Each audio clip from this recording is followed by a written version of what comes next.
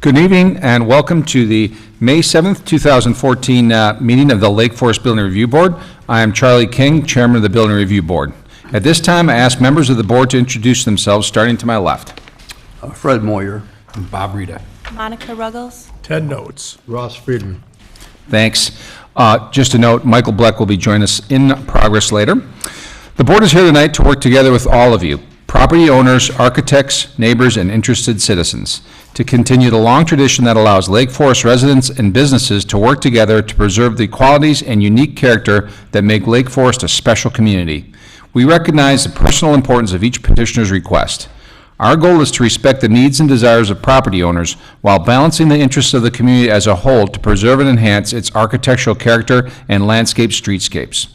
For those of you who may not be familiar with the Building Review Board, the types of projects that come before this board are those in which the property owners are requesting a variance to allow a home that is larger than permitted by code, are seeking a demolition permit and approval of a replacement structure, or otherwise involve issues that could not be fully resolved by city staff. It is important to note that over 95% of building permits are issued by the city without the need of any board review. Thus, the board typically deals with the most challenging and sometimes controversial projects. The City of Lake Forest is committed to conducting open and fair meetings. To achieve that goal, the board has adopted meeting procedures, and all the parties will be provided an opportunity to speak. These procedures are outlined on agendas available at the back of the room. This meeting is also broadcast on cable television. Speaking on behalf of the entire board and city staff, our objective is to provide a review process that is thorough, fair, and without unnecessary delay. The next order of business would typically be the approval of minutes, but I do not think we have the minutes from last meeting, so we will go to the next item, agenda item 3, which is consideration of a request for approval of an addition to the residence located at 382 Cherokee Road. The owners are 382 Cherokee LLC. The representative is Shawn Purnell, architect. And before we begin, does anybody need to recuse himself on this petition? Okay. Mr. Purnell?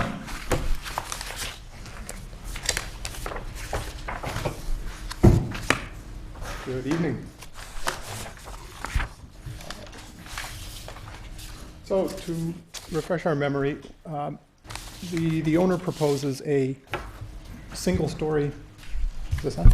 Yeah, single-story bedroom suite, and the intention is to add the addition off the west side of the property in the only area that can be built without requesting a variance for a setback. In previous iterations, the project was quite a bit longer. The amount of room dedicated to the owner's bedroom suite was larger, and we feel to accommodate comments from the board, we've tried to minimize this to the minimum acceptable size that the homeowners is considering for this addition. So in response to comments made previously by the board, the addition is now a simple 23 square feet, I'm sorry, not square feet, but 23 feet in width, mimicking the bulk of the garage element of the home to the east. We've eliminated an additional wing that proceeded to the west, which resulted in comments that it was appearing less residential in scale, and there was no break to the rear side of the elevation, resulting in kind of an unbroken over 30-foot length. So in order to really minimize the amount of visual space that the addition is taking up, we've just consolidated every aspect of the project in order to make it as least amount of intrusive as possible. In addition, we've provided some additional detail on the landscaping and, tried to show how some additional ornamental tree planting coupled with the pretty extensive foliage that's on the site already will also help to mitigate the length of the project, and we feel keeps it in scale with the rest of the homes on this neighborhood. Looking back on the original picture, we could see that there was a section of stone that was kind of floating between those two second-story windows. We're proposing to eliminate that to minimize the quantity of different materials on the project, replacing that with simple stucco. This would also have a benefit of eliminating some siding that was on the original home, eliminating that extra material, and we would continue the stucco all the way around on all of the upper portions of the home. The addition would be brick which would match in color and style the existing brick. The stucco would be a simple white or off-white to complement the stone, and again, to kind of minimize the amount of material clutter on the project.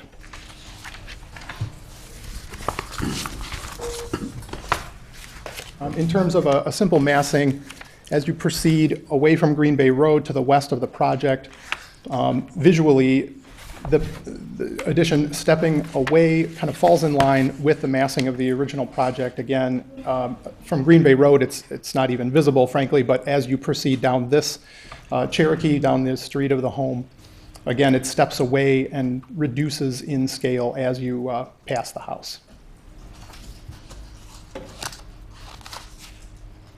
So I'd be interested to take any questions or hear any comments about the reduced scope of the project. Thank you very much. Staff report, please. Thank you, Chairman King. This project has been before the board on 2 other occasions. This will be the 3rd time the board has seen the project. It's changed substantially from the first time that the board saw the project, where a 2-story addition was proposed. As was noted by the petitioner, the scale of the addition has been brought down since the last time the board saw this project to really respond to comments that the board had about the length and character of the home as presented from the street. The petitioner has also provided additional information on the landscape plan, which has been reviewed by the city arborist. There still might be some opportunity for additional high canopy trees in the front yard, but overall, the addition of the ornamental trees does help to break up the mass and scale back or scale down the massing that's proposed with the addition. The board also encouraged the petitioner to really look at the architectural detailing and look at ways to emphasize the architectural style. The petitioner has chosen to eliminate some of the brick that's on the home, modifying that to a stucco, which does help to break up the mass of and soften the appearance of the elevations. In general, I think this project is moving in a good direction. I think it's consistent with what the board discussed at the previous meeting. There are positive findings in the staff report, and staff is recommending approval as submitted. Thanks, Megan. Okay. Any questions from the board to either staff or the petitioner? Maybe start on Ross. Anything from your side? Do you have a rear elevation that you can post for us, please?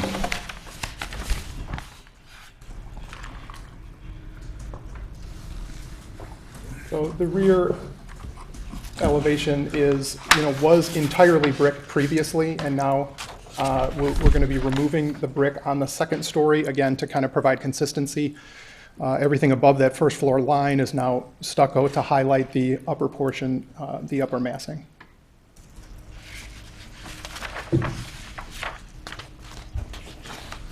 This appears to have taken on a more dominant prairie style. Would you concur with that? It's leaning in that direction, certainly. I think our goal was to try to stay consistent with the original architectural style and detailing without trying to, given the scale and the scope of the addition, without trying to reinvent the other 80% of the house, let's say. But yes, it's certainly becoming more horizontal than it was when it was firstly proposed, with the wide overhanging eaves, simple materiality, very kind of minimal detailing. Yes, I would agree. Has a landscape designer contractor been engaged at this time? The designer has. I believe that she has the capacity to do that, but I don't know that she's been engaged to fulfill that. But the landscape architect prepared all of the landscaping drawings. What is the intent with the garage door? Stain, paint? The garage door would stay the same color, so it's a paneled white. And the front entry? The front entry is modified only to the extent that we're adding a side light and minimizing the amount of stone. We had some comments at the previous meeting. I believe that it would be interesting to see a significant modification at that front entry, perhaps coming forward with an element to highlight. Unfortunately, because of the siting of the original home, we can't do a single thing anywhere near there, or we have to go in for a variance, and it was important to the owner that we minimize this process and not have to request additional variance for any of the addition. The stucco was white? That's correct. Thank you. My only question for you is coming back to your front elevation where you've layered in the landscaping, both the existing trees and proposed additional trees. The mature trees are really so far forward on the site in the public easement that they themselves don't do much to break up the length of the house. Where are you proposing on the site plan that the new trees be situated? On the site plan, all of the additional, the bulk of the plantings all really occur up and around the house. There's an extensive amount of ornamental shrubs, both at the front and the rear, to, again, respond to concerns from the neighbor behind that we would add additional screening, but then also that we provide a substantial amount of color and height to just, again, vary the material and the view of that home. So, I mean, you can see literally almost the entire perimeter of the home has a certain amount of planting to mitigate both the bulk and the length of the project. So that I'm clear, the trees that you're showing on that front elevation are closer to the house. That's correct. I think, so the intent on the elevation drawing is to show everything that is substantial and new is highlighted with a color, and then the canopy trees are all left, again, to not, like you point out, artificially show that they will mitigate that front elevation. So we're trying to show everything that we're doing in color is new, and that will be primarily responsible for that, visual attention. Thank you. That's all I have. I just had a couple questions. On your front elevation at the addition, you're indicating an exterior casing around the windows, and it didn't look like the existing house has that. Is that your intent? Yes, the existing home only has a stone sill at the windows, and what we would propose is that at the addition and then also at the garage, we would have a stone sill, but then also a simple stone surround, just again to kind of vary the detail between the main massing elevation and then the two wings of the house. But only the front elevation windows have that window trim. The small windows at the rear and the side do not have it? At this time, that's correct. We were matching the simple sill detail on the side elevations. Okay. And I assume that the roof material would be to match existing? That's correct. It's an architectural, it's an asphalt shingle. We would match the material. Okay, that's all I have. All right. Bob, any No, questions? they covered it. Okay, Fred? Yeah, just one question. The previous presentation that you make had, I believe, a much longer facade or facing the street. This is a less ambitious addition, correct? That's correct. I don't know if ambitious is the right word. The intent is really, we made every effort to consolidate and squeeze every square foot out of this project that we could in order to minimize that visual impact. The homeowner is cranky about the size of the bedroom, but she appreciates that we're really trying to respond to the scale of the street architecturally. So what we've done is there was an additional wing to the outside of the current box that was the master bathroom, which we've now incorporated into that 23-foot area. Okay. So yes, we've taken 12, 13 feet off of the project. And I do have a second question, actually. On the rear of the house, the plans are showing 3 existing trees which will be removed because of their proximity to the addition. And it may be there, information may be there, but you have to help me out. What are those trees? Are they significant? No, I don't believe any of the trees have been ruled as significant in any character by the arborist. I don't know exactly what my species knowledge is limited, but I know that they've been ruled to be fine to be trimmed or removed when we're looking into replacement, which will be part of the landscaping plan submitted to the city. Thank you. Thank you. I have no questions. Now a chance for anybody from the public to come up for testimony at all? Okay, seeing none. Any final questions, board, staff? Okay. Now, chance for us to talk internally and comment. I guess I'll kick it off. I think this is a nice revision here. I think the petitioner responded well to our concerns on both the length of the house now and softening. I think that stucco actually going around on the both front and back, I think really softens up, looks nice, the additional landscaping. So I like the changes and I appreciate the changes. Rossini? I concur, Charlie. I think the petitioner's done a great job in responding to our comments and concerns of the previous two sessions. It fits the character of the site very well, and I think the landscaping is critical, however, and that's noted in the staff report. So it's important that the landscape plan is approved by the arborist and the city and executed appropriately. But beyond that, I think it's well done. Great. First of all, I'd like to compliment the homeowner and the architect for their patience working with us to try and derive a solution that works best for your needs in the context of your neighbors. It was not an easy task. Our hands were dealt, and really appreciate your work to come up with solutions. You had made a comment about the homeowner not being entirely happy with how far the bedroom and master suite on the west side of the house got reduced. And not to open a can of worms, but I certainly think that there's room to increase it if you felt you reduced it too much. I don't know how my colleagues feel about opening that up, but other than that, I support the changes. Thank you.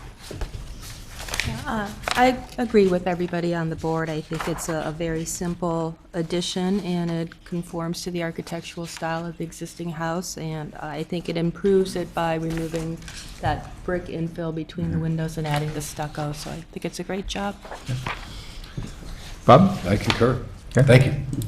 Okay. I agree with all the comments. Great. Okay. Do we have a motion then?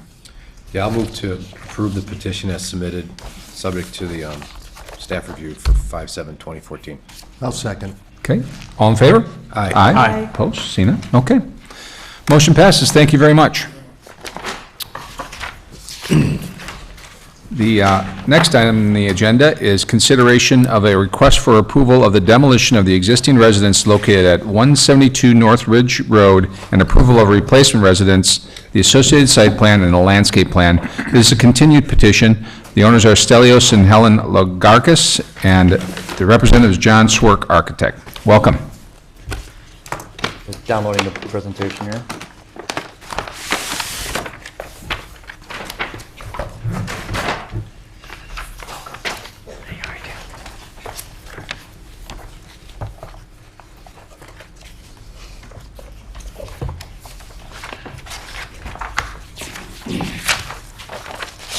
Great, good evening. As you were, obviously we were here about a month ago and took into consideration a lot of your comments from the board and from the staff, and have represented a new package of elevations and plans.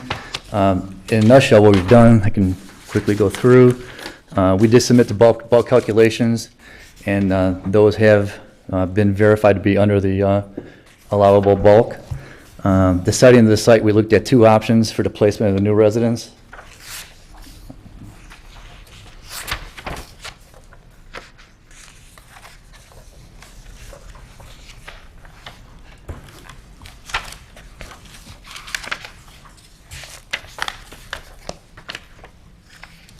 We did take a look at moving home 10 feet to the south, actually to the north, sorry. And that kind of balanced the home a little bit more. The flipping the home on the site, which is one of the suggestions that you suggested we look at, actually was some negative issues. It affected both maple trees, a 14 inches on the south and a 20 inch on the north. It exposes the driveway from the front of the property. The driveway to the garage is too close to the southern neighbor. Drainage to the north side of the house would be too close to the northern neighbor at 200. So what we're trying to do is propose to go back to site plan A.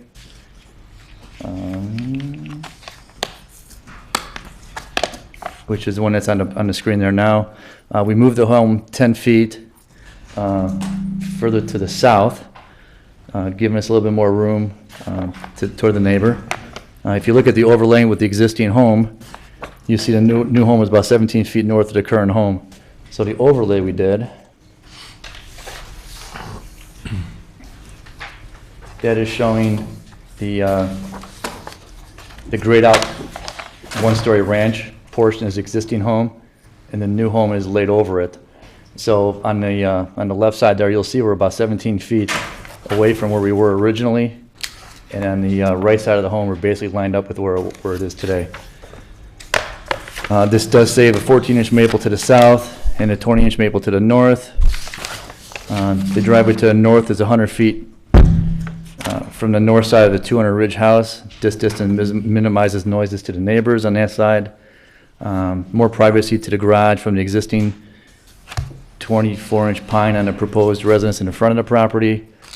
We believe it's a better balance with the next door neighbor per conversations with the neighbors.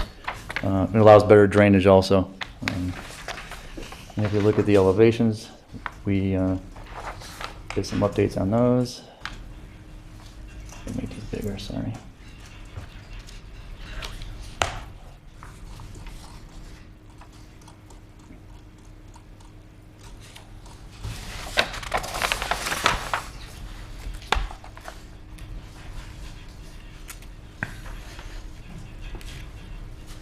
The front elevation, we bumped out, the elevations have been updated to reduce the streetscape bulk and adherent more closely to a shingle-style architecture. As front elevation, we bumped out the gable surfaces above the front entry here, and similarly a smaller area above the side of the garage here, which is facing the front. We updated column brackets, and we provided column bracket details also on the drawings. So basically all the brackets on the residence do all match. We increased the window size in the right-hand gables to 6 bed panes. That's the one right here above the garage room, right below the bumped out gable. Before it was a square. We provided a porch rail detail also in the drawings. And the left side,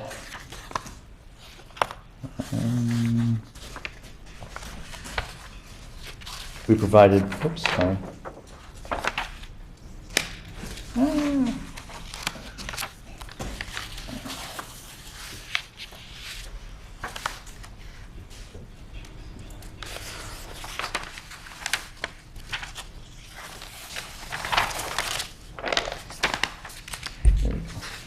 The brackets on the rear porch are now same as the brackets in the front of the home. Upper windows, we made those rectangles also over there. And we also increased the size of the windows on the garage dormers to be the 6-pane windows, which is the same as the one in the front of the garage. Rear elevation, we made the same type of brackets on the porch enclosure and also on the second floor porch, the brackets that support that canopy or that balcony. We refined the fireplaces details to be more in style with the shingle style we're looking for. We also did provide details of that. And we also provided a massing model, which is similar to the one we had last time. Again, this is not the exact home layout, but the model will just kind of show your massing from the street. This is from the street view massing model. And then a little different angle from the front left massing model to show the setbacks of the home and the relief that the front elevation does really have. There were some letters from adjacent neighbors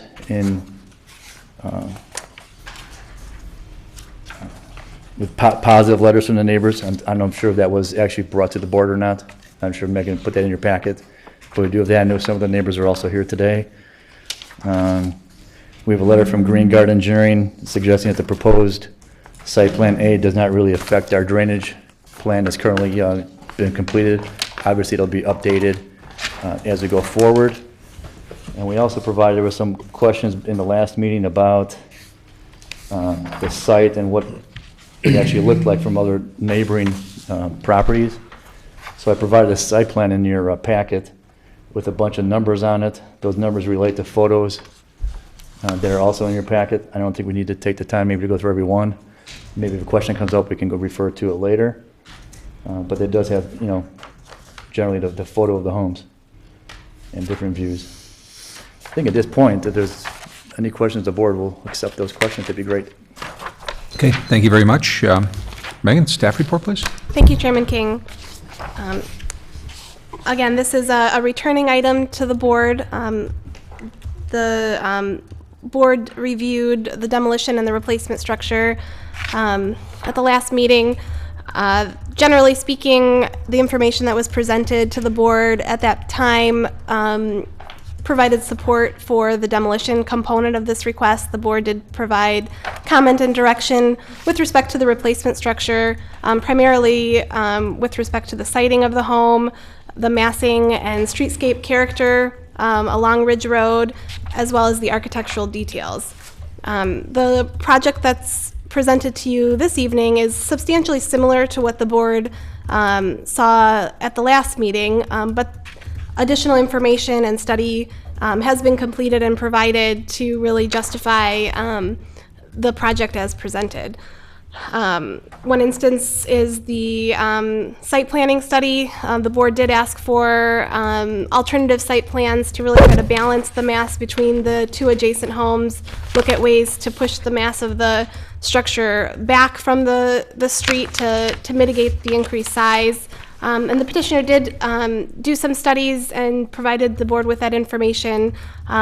Ultimately, a slight shift in the placement of the structure did occur, and that's what's reflected in the board's packet, to try to balance the location of the structure between the adjacent homes, as well as preserve as many of the mature trees on the property as possible. With respect to the massing, a two-story structure is still proposed. I think the additional information presented to the board with respect to the massing model does help to visualize the mass as it would be in three-dimension, as opposed to the two-dimensional drawings that really appear bulky in drawing. And finally, the architectural detail. There's been some enhancement to the architectural details, bracket details that have been provided to the board for input and comment. In particular, I would like the board to provide input on the type and style of the windows as proposed. This is a shingle style home, and typically the board is supportive of high quality windows that reflect traditional detail, interior and exterior mutton bars, and windows that are consistent with an architectural style. That information is outlined in the recommended conditions of approval in the staff report. And finally, the landscaping for this project I think is going to be critical. We're going to need more detailed landscape plans as this project moves forward to really make sure that the garage doors are screened to the north, that trees are preserved as identified on the site plan, and that the streetscape character is maintained along Ridge. So with that, there are conditions of approval recommended in your staff report, and findings in support of both the demolition and the replacement structure. I'd be happy to answer any questions. Okay, thank you.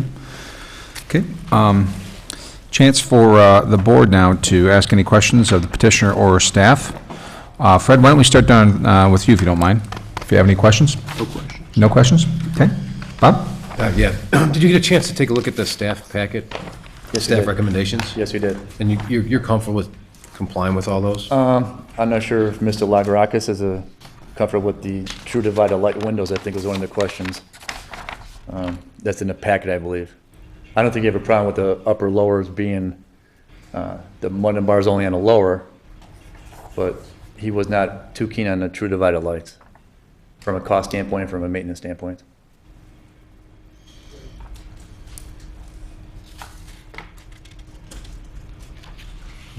Come back to me. Okay, Thanks. no problem. Michael? In the comment about providing more details on the porch construction, is that an issue with detailing that out further? Not at all. No. We'll make sure we comply with whatever Megan wants or the staff wants. Okay. So just so I'm clear, like the changes that you went over on your presentation, is that changes from the last meeting or changes that you made from the previous? No, they're BRB? from the last meeting. Okay. Yep. Thank you. Yeah, we have nothing here from 2007 except those massing models, Okay. which the massing is basically the same. All right. Anything else? Okay. Monica? On the front elevation, the center gable, the main center gable, is that center gable, is that projected out? You have some examples at the back of your packet where you're indicating a projected gable, but your Correct. massing So model, this gable right here, yeah. Is that projected? yeah, that is projected out. So it's Correct. not, the massing model that you have in plan is not really reflecting these Correct. elevations? That's correct. For that particular item, that is correct. Can you, So that's projected at the entrance and also right there at the garage side. okay. Can you explain what's happening with the flanking windows on the second floor next to that center gable? Looks like, I'm not sure what's happening with the window head and then the sill intersection with the porch roof. You talking right here? No, the main body of the house. The two flanking windows. There? Yep, And those there. two. What do you mean what's happening to them? Sorry. The window head looks to me like it's overlapping with the roof eave, and then the Right. window sill is on top of the porch roof. But there's a flashing right from the porch roof up, and then the window is basically an extension of the eave. So there is no overhang at the window. The window is So it's a little bit bumped out, correct? Is the window projected out like a small bay? Yes. Okay. And the porch roof, there's not a cut in the roof? No. The sill is just sitting right on top of the roof? There's like probably 4 or 5 inches for flashing to go up. Okay. Okay, I think last time, did we ask for a detail for the wall to the stone base? Detail Yes, for that and to be and it's in the looked at? drawing. Let me show you. Okay.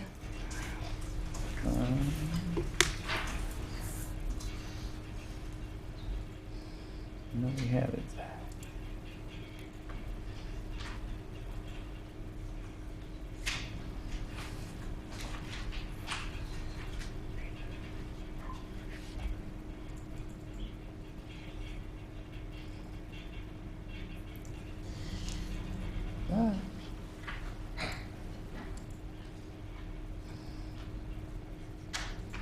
It's right there. Just gotta zoom in on it for you. That's the detail right there. So it's a stone base and the siding goes up from there. Okay, that's not really a traditional detail. I mean, that's a detail that builders have been doing since, the 80s, but that's not part of a traditional shingle-style architecture. Would you be willing to look at those traditional details where the wood siding is actually more flush with the stone? That's Stelios?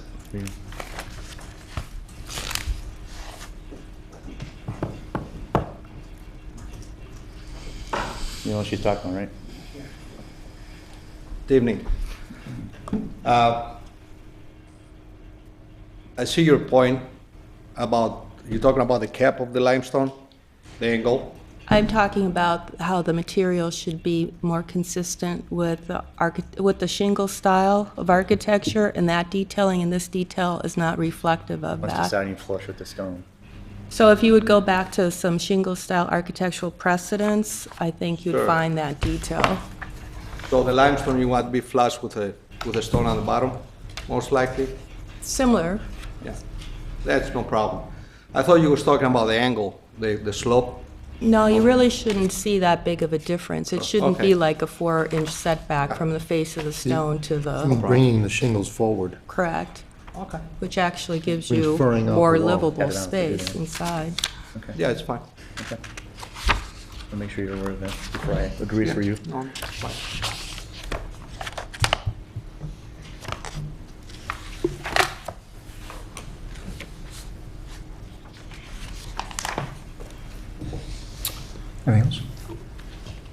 No, that's it. Thanks. Ted? you got Good it? evening. Is the home relative to what we saw last month seated further to the north than it was before? We moved it 10 feet to the north. In this one scheme. And what does that do to your ability to pull in and out of the garage relative to the distance to your setback? Is there, I can't tell how many feet you have of driveway pad.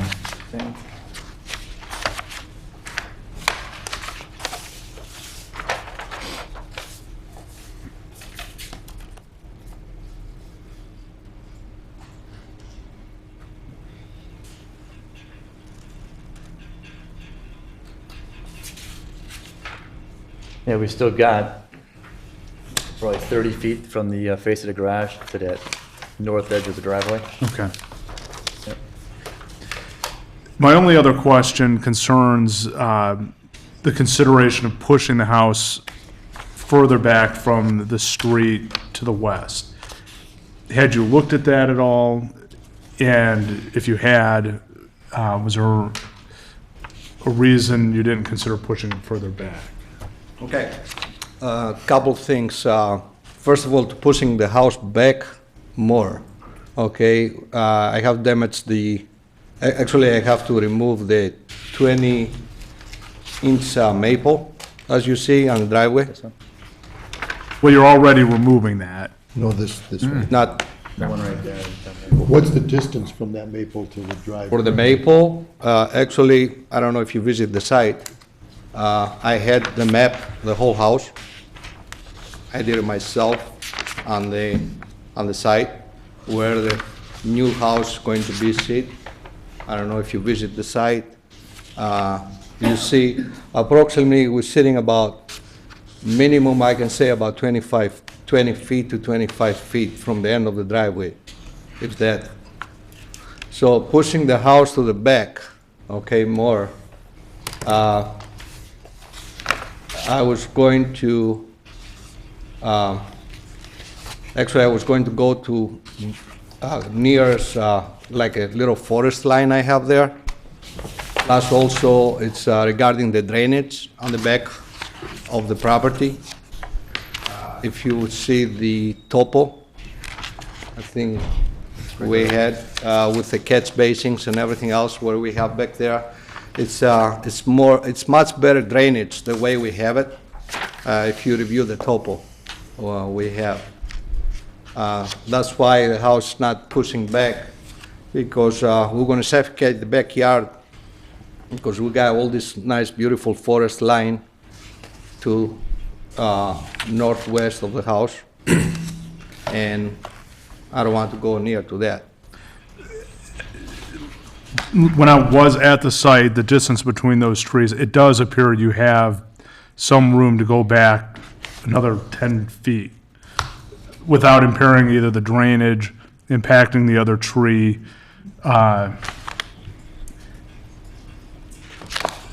If you have any other thoughts, Yeah, I mean, I welcome. sure. Hearing. One more thought, is the building line you have on the front. I mean, we got the two existing houses, and we follow the same line versus to have like a zigzag building on the street, one house to be set back 15 feet, another house to be whatever, sometime, you know, on the near future, you know, these houses, they might be torn down and built, and it's not going to look very nice, you know, if you have one house on the front, one house on the back. So you want to follow the same building line, even for the existing houses. That's all I have. No problem. I'd like to pick up on Ted's thought regarding that setback. The likelihood, the two adjacent homes, the likelihood of new homes replacing those in the not-too-distant future is significant. However, yours is a two-story home. You do have an acre site. There's plenty of depth. I agree with Ted to the tree line. I am concerned about not losing that maple. Yes, sir. That's a key tree and a specimen tree. However, maples are hardier than oaks. I think you do have, I don't know how many feet, but something, 3 to 8 feet in which you can move the home and the drive further back. That would diminish the scale and the massing from Ridge Road, which is important because of the ranch on each side and the two-story massing of yours. And the likelihood of new homes next door in the future will probably be pushed back as well to take advantage of a little bit more privacy off of Ridge as a thoroughfare. And it's a benefit to you as well, to have a little bit more setback and privacy. More privacy. Yes, I think it's a win all the way around. The only thing, I mean, I have to be able to save that 20-inch Agreed. maple. So, Agreed, there's a balance there, but Yeah. I would recommend finding that balance and moving the home back to that extent. The point Monica was discussing regarding the front windows and the flashing on top of the porch roof, are you certain you want that flashing? You want that minimal distance from the roof to the base of the window? Snow mounding, it's always a problem. So it's not a design issue as much as it's a technical Yeah, issue to consider. sure.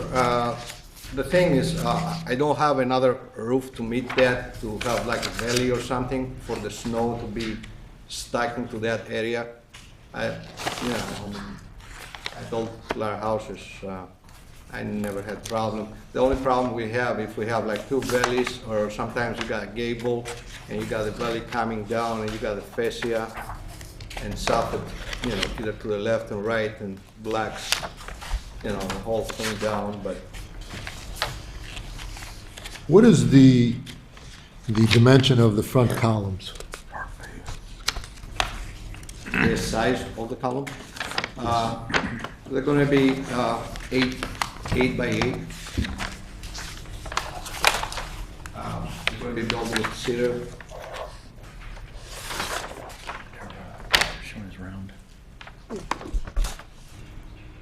And then there's brackets at the top. Yeah, they're 8 by 8, trying to draw. Yeah, I mean, An 8 by 8 is a healthy dimension. Your Yeah. front elevation doesn't appear to adequately reflect the scale of those columns, so it looks off to me in terms of the scale and massing relative to the home.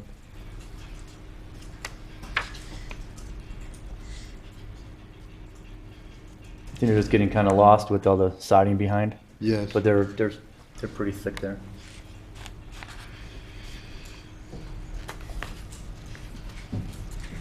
That's all I have. Thank you. Thank you. thank you.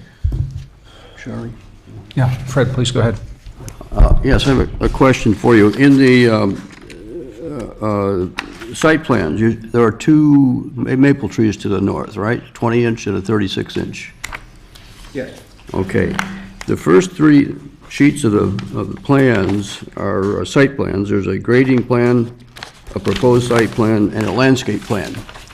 And there are three different locations shown for the 36-inch tree. Each plan has a different location. I'm trying to figure out which one is correct. Actually, there's no way we can know which is correct.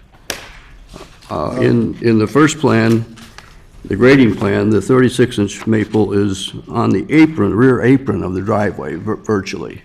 Presumably it's saved, I don't know if it is or not. In the second plan, it's 20% of the way into the driveway. And in the third plan, it's adjacent to the house. You're looking at the green guard drawing from the last meeting? I'm looking at the first three plans of tonight's packet.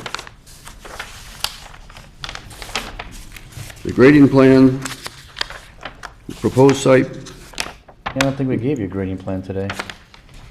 I've never brought, it was in the packet that we received for tonight's Should have been meeting. the last one, Megan, from the last meeting?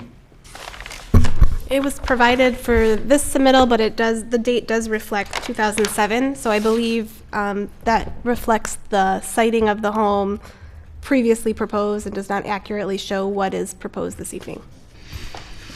Well, it would suggest that you move the house back about 10 to 15 feet for the second plan to have the same location. Did you move the house back 10 or 15 feet? No, we moved the house north. Yeah, that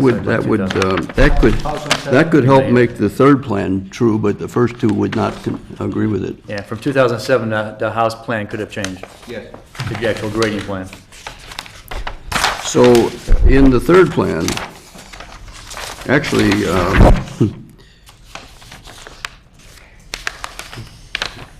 the roads didn't move between those. I think it's a loose sketch, basically. But is the intent to keep that 36-inch tree, The one you're referring to, maple? The one that's closer to the street than the 20-inch? is it the one right there you're talking about? No, the one, there you go, right there. This one, can I speak about that? Okay, first of all, this particular tree destroying my house, the existing house, okay? And the drainage, because the roots, they got bigger, and they lift the whole elevation of all the drainage. We had natural drainage to the street on the north. Did you visit the site at all? Yes. Okay. Did you notice on the north side what's going on with that 36-inch tree? Did you went nearby? To Did I- see, I'm- to I don't know what see, you're the asking. ground level of the 36-inch tree, how it's been built up with the roots? Okay. Did you notice? I didn't look at the roots. I appreciate if you visit the site one more time and take a look. Well, my question is, are you saving the tree or you're not? No, You're not not the saving 36, no. Not this particular tree. And the reason I'm not saving it is not like, it creates more problem in the house. I think you're trying to say is that the root system has gotten so big, it's got- actually raised up above the existing grade from a Yeah. long time ago, creating drainage pockets that water doesn't pass. It creates problems because the house is getting closer to it? No, even the existing house. The existing house is The there. existing house? Yeah, the existing house, that's why I'm talking about the existing house, not the new house. Ah, So if you visit the site, I mean, you can see what damage did to the drainage. That's why you see the flood pictures I had from the house on the previous meeting. those. One of that, it was, the major issue was just that tree. And we are proposing a tree replacement that the staff recommended, as far as the quantity of inches to inches and that. Okay. It doesn't matter whether the location is incorrect if it's leaving. Right. That tree, that one tree is gone. That tree is gone, and the replacement I have, I think I'm over probably about 30 to 40 inches more, if we count all these new landscaping trees we're going to put. I'm not talking about scrubs or bushes, just trees. So once we replace. Okay, Bob, do you have a question? Yeah, I needed a clarification. One of the things that the staff recommended, and I agree with, is to have the windows have a clear pane on the bottom with the divided lights on the top. Okay, sorry, reverse, right, sorry. Yeah, so have you guys thought about doing that? You have no problem with that. Yeah, I don't have no problem. I know you're going more to a single style, but single style also, they have both. They have, like the way we have it now on the architectural design and the way you describe. So it's a preference, which ones we're going to like better. So, Well, staff's recommending that it's more consistent with the architectural style to have the clear window on the bottom with the divided windows on the top. And personally, I like that, but it's more to the architectural style. sure. We can Great. take a look at it. Great. Thank you. Any other questions? Okay. Now's a chance for anybody from the public to come up and testify. Please, come on up.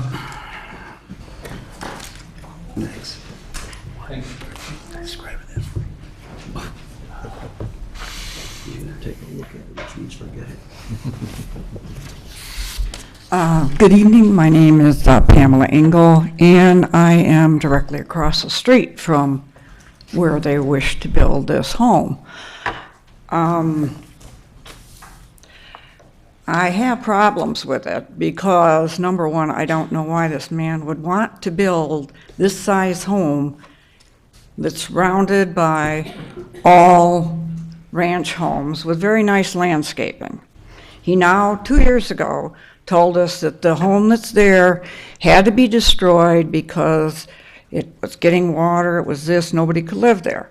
He has rented this home for 8 years, and the people have just moved out now. 2 years ago, he promised he would take care of the water system flowing into our street, which he never took care of because when we get a real downpour, it goes into that drain system and it floods the street. I have looked at his plans 3 times. I've gotten 3 different ways he plans on putting up this home. 2 years ago, he was refused to put a circular drive in here.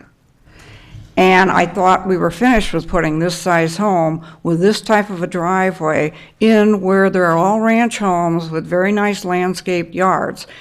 I mean, it's going to stand out like a sore thumb. Mr. Lagerkus is a builder. He will not live in that home. So he won't care what the rest of us neighbors feel. I've lived in the neighborhood for 26 years. We've had great neighbors, and it's a wonderful place to live. To build a home of this size, I'm not even sure that he could sell this home. 3 years ago, he was told he could not build a circular drive, which I have a picture of that, where he was told he had to take a driveway and come in from the side like this, move the house back so that you would not see the driveway going back, and he would have to landscape it accordingly. Now we're right back to the same plan, sort of, because I'm not really sure which plan he's using anymore. I'm sure you must be confused. Now I'm looking at it, and now I see he's got the big circular drive going around the side, which will look like a parking lot. I don't know how you could approve this, and I'm really not sure which picture I'm looking at anymore, because he keeps changing it. So, I mean, I really appreciate the board hearing me. I really wish they would look into this further, and for the home that he wants to demolish, that's his choice. But he has had renters up till May of this month. So I don't think it's that not livable. And for moving it back, definitely it would have to be moved back, because this would just be totally up front. And a maple tree, he hasn't been really worried about some of the landscaping around there. So, I do appreciate you listening to me, and I thank you, and please kind of look over this plan. Thank you very much. Staff, any response to that? Charlie? I'm sorry. Oh, that's okay. I'm Pam's husband, Andy, and we did file a document that we submitted to the Building Review Board that I think outlined a number of the points that Pam has covered over. And I think that probably the most significant thing was the final point we made there, and that is that the building of a 2-story structure amongst ranch homes and across the street from where ranch homes exist and everything, we don't feel is appropriate. Now, if you go further down the street, you will see that there are a number of homes that are 2 stories in height, but I would say that those homes had a lot of landscaping done to ensure that they weren't the first thing you noticed when you drove in the neighborhood. And that's, I think, what our concern right now would be, is the very first thing you're going to notice is this home sticking out like an eyesore without the proper landscaping and the other things done to it. So, thank you. Thank you.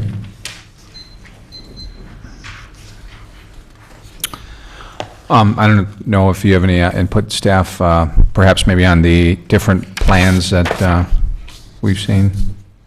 Sure. As the board knows, this project went through the process back in 2007 for demolition and a replacement structure. At that time, the board did approve a site plan that allowed 1 curb cut, with the expectation that landscaping would be installed to help mitigate the increased height proposed with a two-story structure. This project is really before the board as a new petition with new information. It certainly has been a struggle to get consistent drawings, given the fact that this went back in 2007 and is substantially similar to that project. There is a condition of approval in your staff report that does direct that the landscape plan be placed on an approved grading plan so that we really can understand where the trees are, where the grading is occurring, where the house is located, and the board may even wish to take a step further that as the siting of the home is finalized, a pre and post tree maintenance plan is presented by the petitioner to really help understand the impact to those mature maple trees to the back of the home. So I think the information that is in your packet this evening does show us a circular drive, a 2 curb cut driveway. The front maple tree is proposed to be removed. The 2 maple trees to the rear are proposed to be protected. But I do think we need more finalized drawings to really confirm that that will occur, and we can work with the petitioner through the permitting process for that. Okay, thanks. We do have an opportunity for petitioner for a rebuttal to the public testimony, if you so choose. I'm sorry? You do have a chance for a rebuttal to the public testimony if you so choose.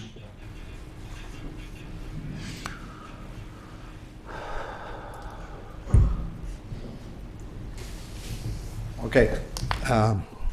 First of all, I'm going to be living in the house. Like I've been told by my neighbor, my house for sale. I live on 1100 Farland Court in Elwha Farms, and my house for sale. I have a tenant right now. They're moving out.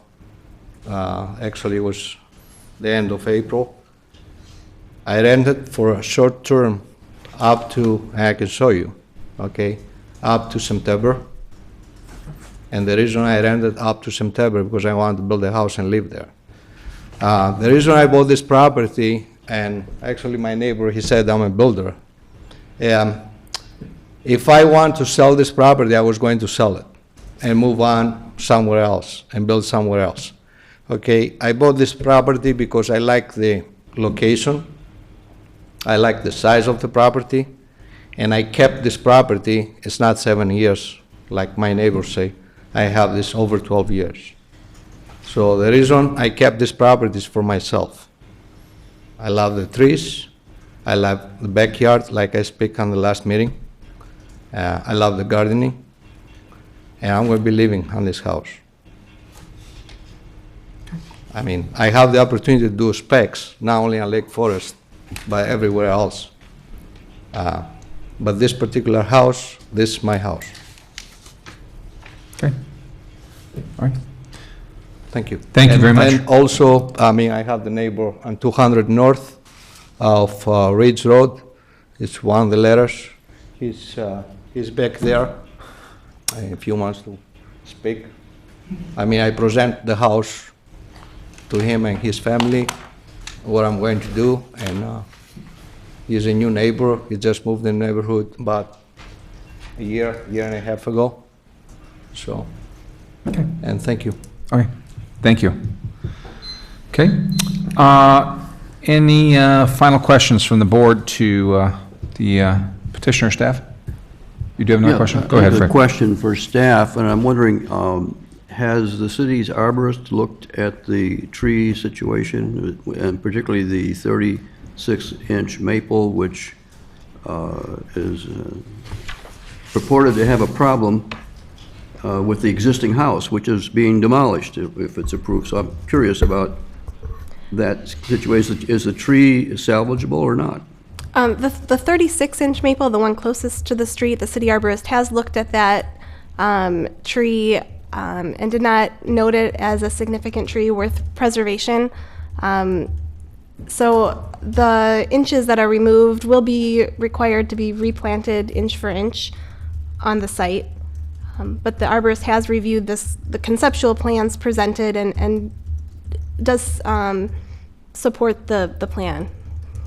We would need additional information to confirm that certain trees that are noted for preservation are protected during construction. I see. But generally, staff supports the landscaping. Thank you. Okay, any other questions? Okay, time for internal board discussion and comment. And Fred, you want to kick it off? What are your thoughts? I'm still thinking. You're still thinking, Bob? You know, I think the comments made about moving the house back another 10 feet or so are great comments. I think it'll benefit the entire street.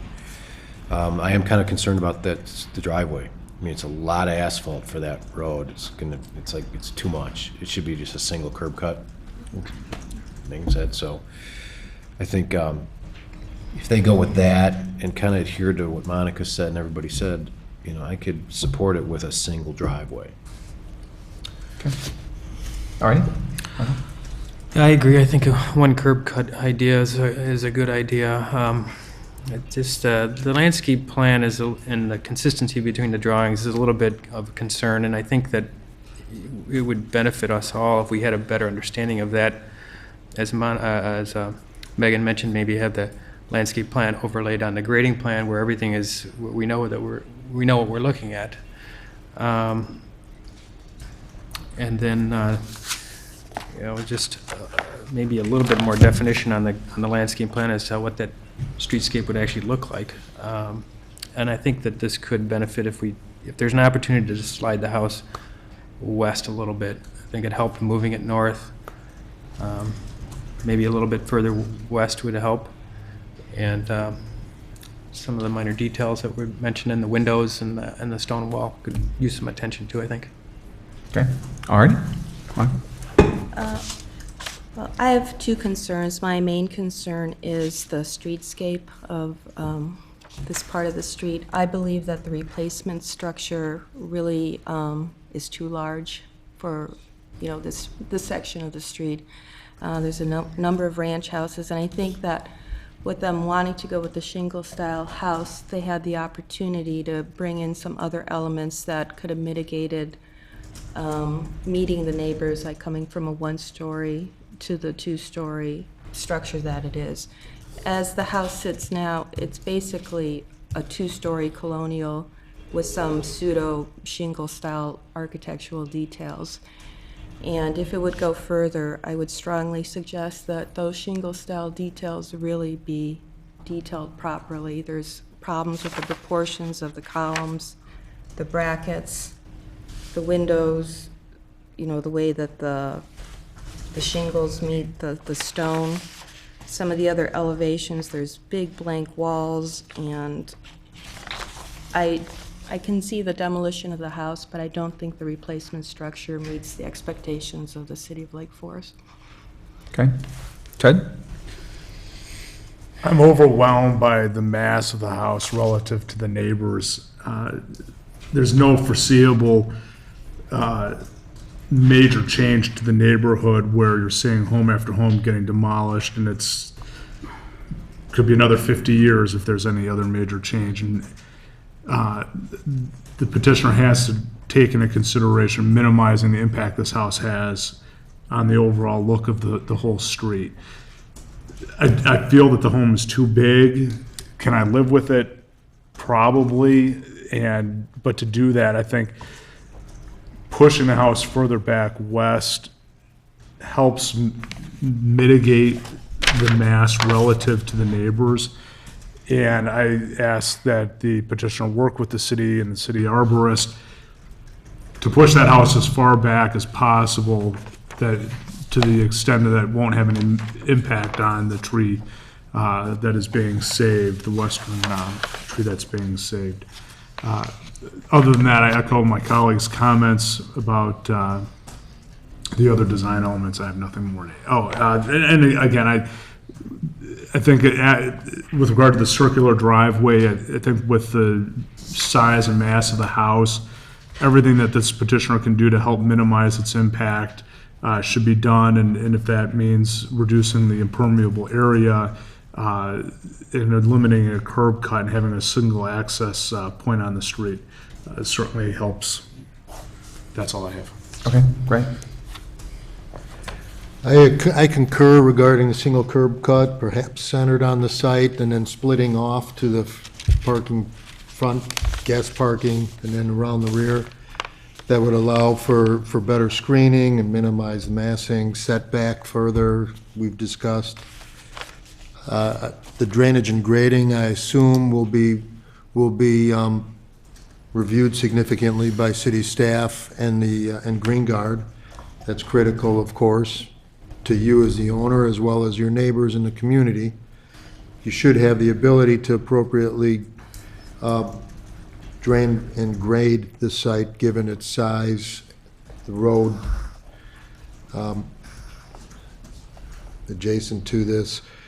I agree with staff recommendations regarding the windows. Perhaps the lower half of the window is a full light with the divided lights above would add a pertinent detail. And Monica's suggestions about more historic detailing in keeping with a shingle-style home.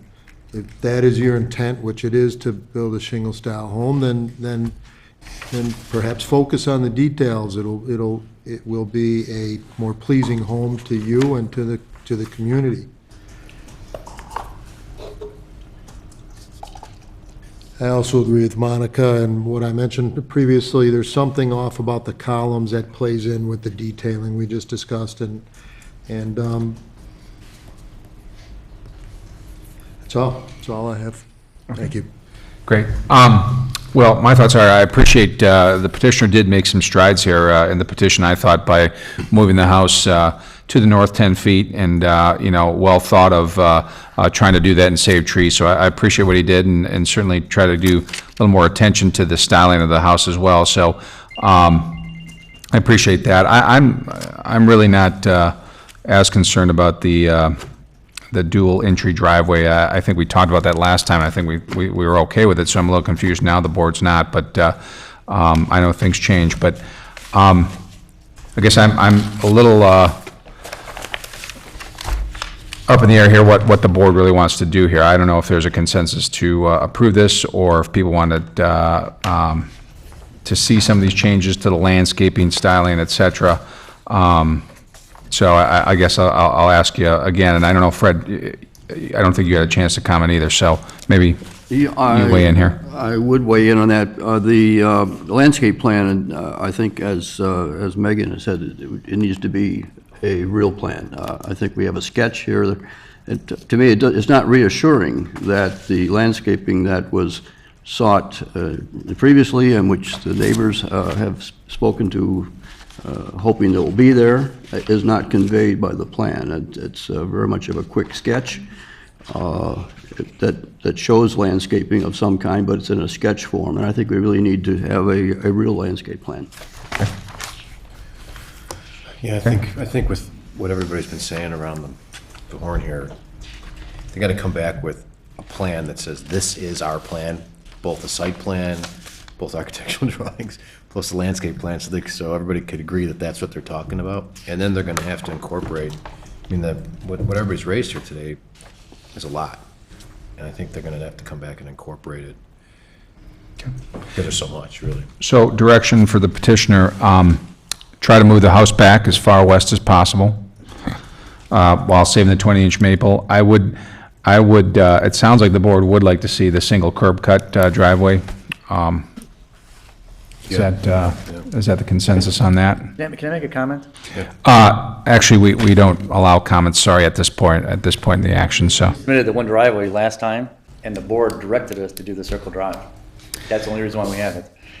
Our board is, as everything in life, is subject to change, and certainly we've gotten feedback from neighbors now, too, as well, that we always listen to that. That's very important to us, sitting in a neighborhood, so. And the whole plan has changed, quite frankly. I mean, the house is moving here and there, and so we always withhold the the ability to change our minds and this and that. And so again, I'm trying to provide input because it seems as though this board now would like to see this back, probably continue this petition and move forward in that. Ted, though, I had one thing, Chuck. absolutely. The massing models, I'd like to see updated, and it would be awfully helpful to see massing models of your neighbors to the north and south relative to that. I think that can help sell us on how the scale of this house correlates in a dimensional way to your neighbors. I know you feel like we've changed our mind, but the more I've sat on this last month, the more it's sinking in on some of these things. And to the extent you can help us get comfortable with that, I know from speaking for myself, will help. Ted, is this help? The problem is that's one-dimensional.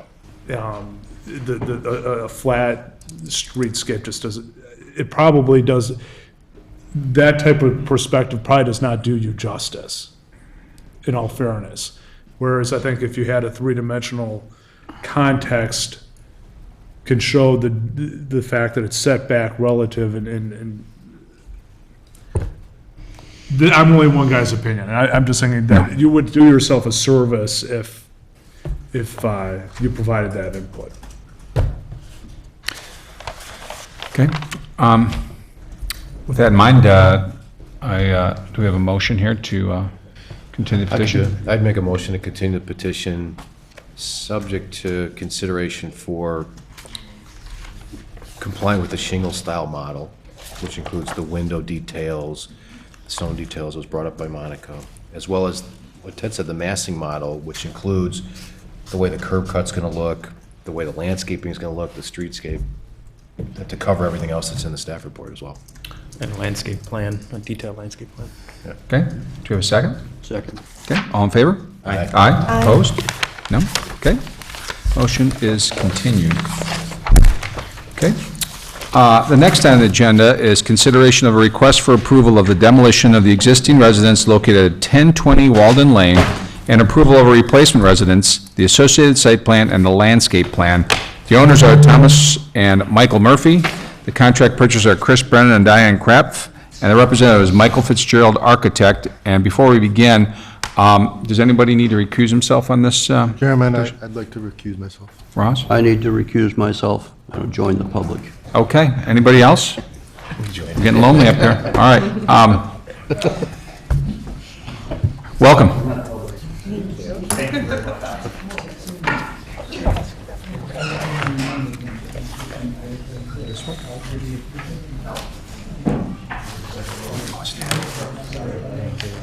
It came through as I was walking in. It's on your iPhone. Oh, okay. Here, I looked at it, Michael. Thanks.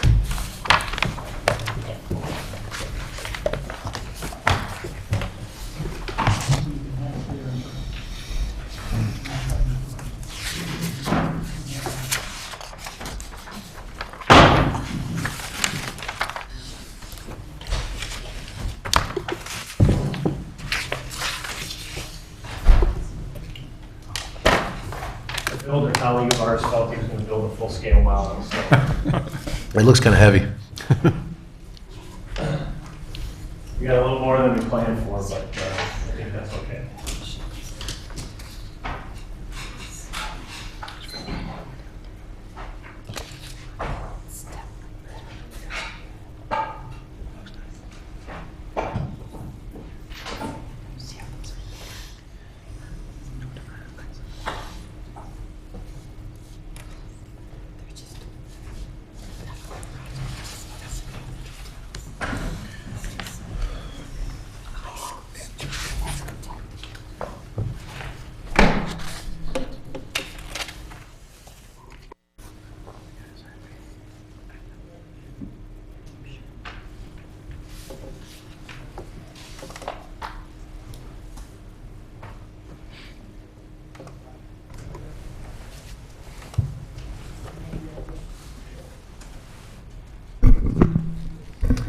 Good evening.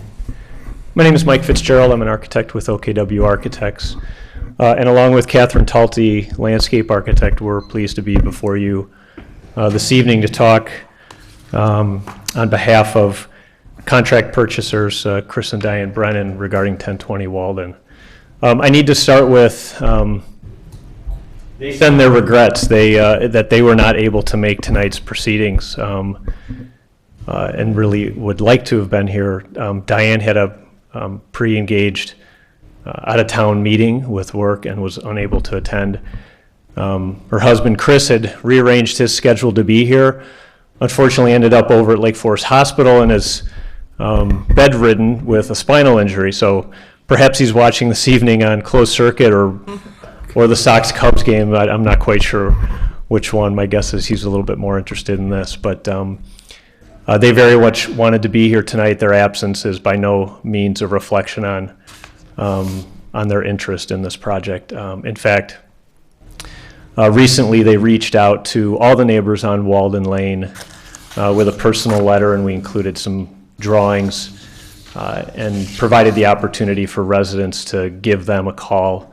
I personally spoke with 2 of the residents on Walden Lane to get their input. I have to say that it was very favorable from the folks that I spoke with. So with that, let's talk a little bit about the project before you on Walden Lane. As many of you may know, the property at 1020 was part of the old Harriet and Cyrus McCormick estate, also known as Walden, located much closer to the lakefront than the site that we're looking at today. And this land was subdivided many years ago. And so the homes on Walden are, relatively speaking, not that old, but they do convey a sense of, for the most part, not all of them, but for many, a traditional architecture. But all of them in themselves do great justice to the site and to the landscape, regardless of the style. Going back a little bit in history, this image of the old Walden estate by Jarvis Hunt was of the great, really first true American architectural style, the shingle style, very reflective of the spaces within a less formal architecture than its European preceding designs. And something not lost on both Chris and Diane, as well as Catherine and I in the design of our project. The property at 1020 is a piece of land on the north side of Walden, about just over an acre of land, split evenly as far as what is tableland and what is not tableland, because it's a spectacular site with ravine to the north and a ravine to the west, and a very wooded site. An existing house sits on the property, kind of nestled along the east property line, and I feel somewhat awkwardly angled to the street, having an awkward presence to the street. We don't forget the fact that we are before you this evening for a demolition permit. And although the presentation will focus more on the replacement house, we understand that we need your permission to be able to demo the existing house, and that's not lost on us. Very well documented in our application is a very detailed analysis of that existing structure. And I think in looking through that, you'll see that it has significant structural flaws and decay, and not of great historical or architectural significance in warranting its demolition. The house has sat vacant for a number of years, and the residents I spoke with, I think, are anxious to see something move forward on this site, rather than the vacant pseudo-colonial 1.5-story house that's been there for a number of years. In moving forward with our proposal with Chris and Diane, certainly we not only look at history, but we analyze the neighborhood and look at the existing native environment and built environment as well. And as I mentioned, see very wooded and woodland sites, houses that are set back significantly from the road, and engaging with the landscape quite nicely of a variety of styles. The image before you right now is an overlay plan, kind of shaded in the background is the footprint of the existing, of the current home. As I mentioned, held tightly to that eastern property line, setback line, really a line that's invisible in space, but for some reason was nestled up against that. And then the footprint of the proposed house. From a programmatic standpoint, Chris and Diane, very much working people, not looking to retire perhaps anytime soon, but they are empty nesters, and they want to be able to live on a single level in this neighborhood. Diane grew up in this neighborhood. She grew up in Villa Turcom and has many fond memories of this neighborhood. They live in town currently, and they really find themselves fortunate to have the opportunity to move back into the neighborhood that Diane grew up in. And looking at this particular piece of property, really wanting their new home, their dream home, to be able to engage in the landscape in this unique site that really is one of the great unique characters of Lake Forest. And so we looked at kind of three main things in siting the house. One is having a better relationship with the street in its orientation. Two, respecting our neighbor to the east, really the most proximate neighbor to this property. Otherwise, there aren't any neighboring existing homes for quite a distance, but wanted to have a better relationship and respect the separation and boundaries between our neighbor to the east. And third, have great respect to the existing vegetation and natural environment. That's why they're looking at building on this site, is to engage with that landscape and be able to enjoy the ravines and the wooded land along with their dog and be able to take walks in that area. And so we wanted to make sure that we nestled the house as much on the existing footprint as the current house to both maximize views to this great site, but also minimize its impact on the natural vegetation. And proposing a U-shaped home with a building that's also been rotated slightly to pull farther away off the eastern property line setback and create a larger buffer there. The main body of the house sits basically atop where the main body of the current house sits, and then a western wing that is slightly angled from the orthogonal of the house, that is very much respectful of the existing topography and contours and tree line to the west. An added benefit to this is that it opens up this entry court to the house and to the street much more than if it was a much more squared off U-shaped home, and engages with the landscape much better, we feel. A little bit about the program. Again, I mentioned that it would be all single family living. The main body of the house kind of in the center with a great room, kitchen, breakfast area. The breakfast area, this octagonal element that projects out into the landscape. The bar along the eastern edge is the garage and its service spaces, mudroom, laundry room, things like that. And then the bar that's angled along the western edge is the master suite, along with an office for Chris and Diane, and really trying to engage in the landscape as best as possible. Not only indoor spaces, but extending those indoor spaces to outdoor terraces, kind of gently sitting atop the tabletop land, all within the required setbacks. We're requesting no variations on any of the setbacks or bulk or height or anything like that. Real quickly, as the existing home also has a walkout basement, Chris and Diane would like to have a walkout basement on this, and the area of this walkout basement is below that breakfast area, so they can have direct access out towards the ravine. And then being empty nesters with adult kids, they know that they're going to have guests, either family or friends, come visit them and want to be able to provide opportunities for them to stay with them. And so we do have a second floor, a small second floor area located in the bar or the wing along the eastern edge of the property with 2 bedroom suites and kind of a guest family room. If I may, when we looked at the architecture, we looked at not only the history, but the style of architecture that's important for the site and our client, and looking at great shingle-style architecture, not only studying the historians of McKim, Mead, and White, but more contemporary shingle-style architects like Robert Stern, and providing an architecture that really, again, also reads as a 1.5-story home, expressing the spaces within. It's a shingle-style home with shingle, wood shingle walls, a gambrel roof in which second-story space or volume for one-story space sits.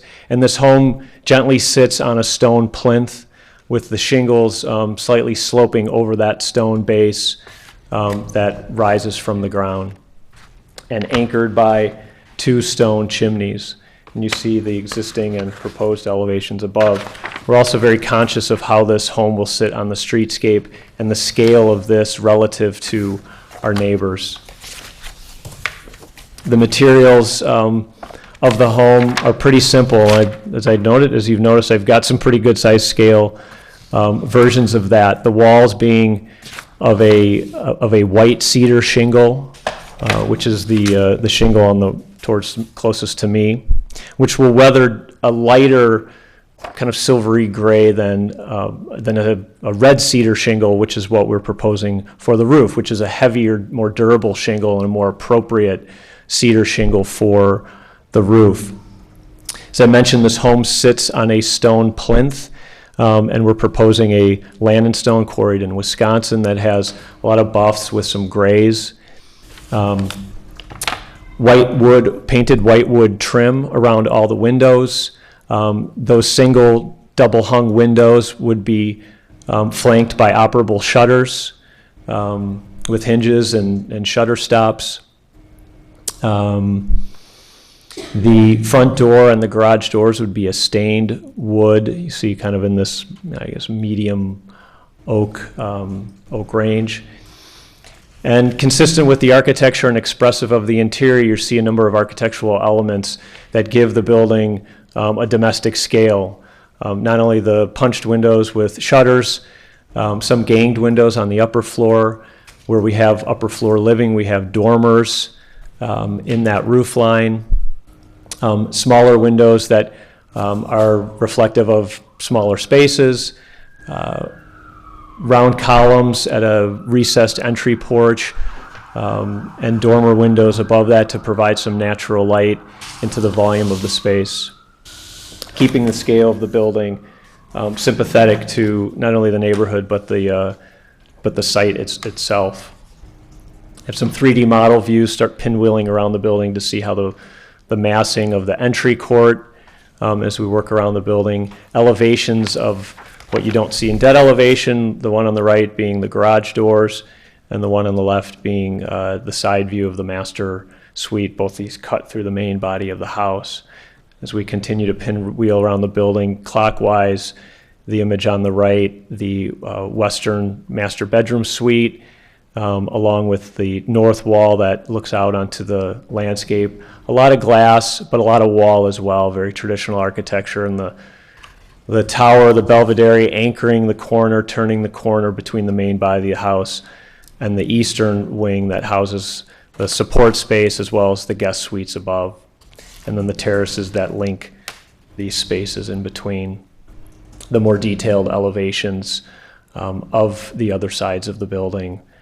The main gambrel roof running along those wings with cross gables in a pediment form.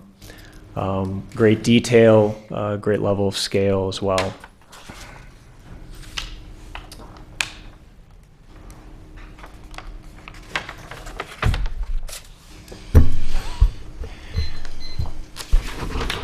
I'm Catherine Talty, I'm the landscape architect, and I realize we're taking up more than our allotted time. So is it okay if I quickly run you through the landscape plan, or would you Yes. prefer you just add? No, quickly would be great, though. Okay. Thanks. Not to reiterate too much what Mike has mentioned, but we took great care in citing this building to make sure we respected the existing trees. Essentially, we're removing one large oak, maple. We're removing one large tree in the rear of the house, which is to the north. As you can see, it's kind of off the northwest corner of the house. And we're removing two other smaller but trees that fall within the caliper diameter to be replaced. So we need to discuss that with the arborist, but that was kind of a leftover portion of the landscape of the existing house. So that's it for tree removals. The landscape plan is essentially taking advantage of the one area where the house does receive some sun in the front yard of the house. We have a formal landscape planting plan that runs along the streetscape with some formal trees marching along in the small section that is not already wooded from the surrounding ravine, and then a formal landscape marching up the driveway into the carport of the house. As I mentioned, we're taking advantage of the light, so we have a bit of lawn, and that's really the only place we can establish lawn is in that front of the house. And we'll also have hedges, flowering plants, perennials, just a variety of ornamental landscaping. In the rear, we want to maintain the existing characteristic of the woodland planting plan. So we concentrate more on preservation and perhaps some supplementation of existing plant colonies that exist to the back of the house. As mentioned, we want to be conscious of the nearest neighbor, which is to the east, and so we will work with the light levels and the arborist and myself, and we will come up with some good solution to really screen that, the nearest corner of that house to our eastern neighbor. Along the front of the house, the owner would like to propose a fence for privacy. So we have designed a fence that really is an architectural element in itself. We are observing the zoning bulk ordinance, which allows for a fence as long as it's 3 feet off of the property line. I realize that the residential guidelines don't necessarily like a solid board fence along the front, but I think you'll find it's an ornamental architectural element in itself.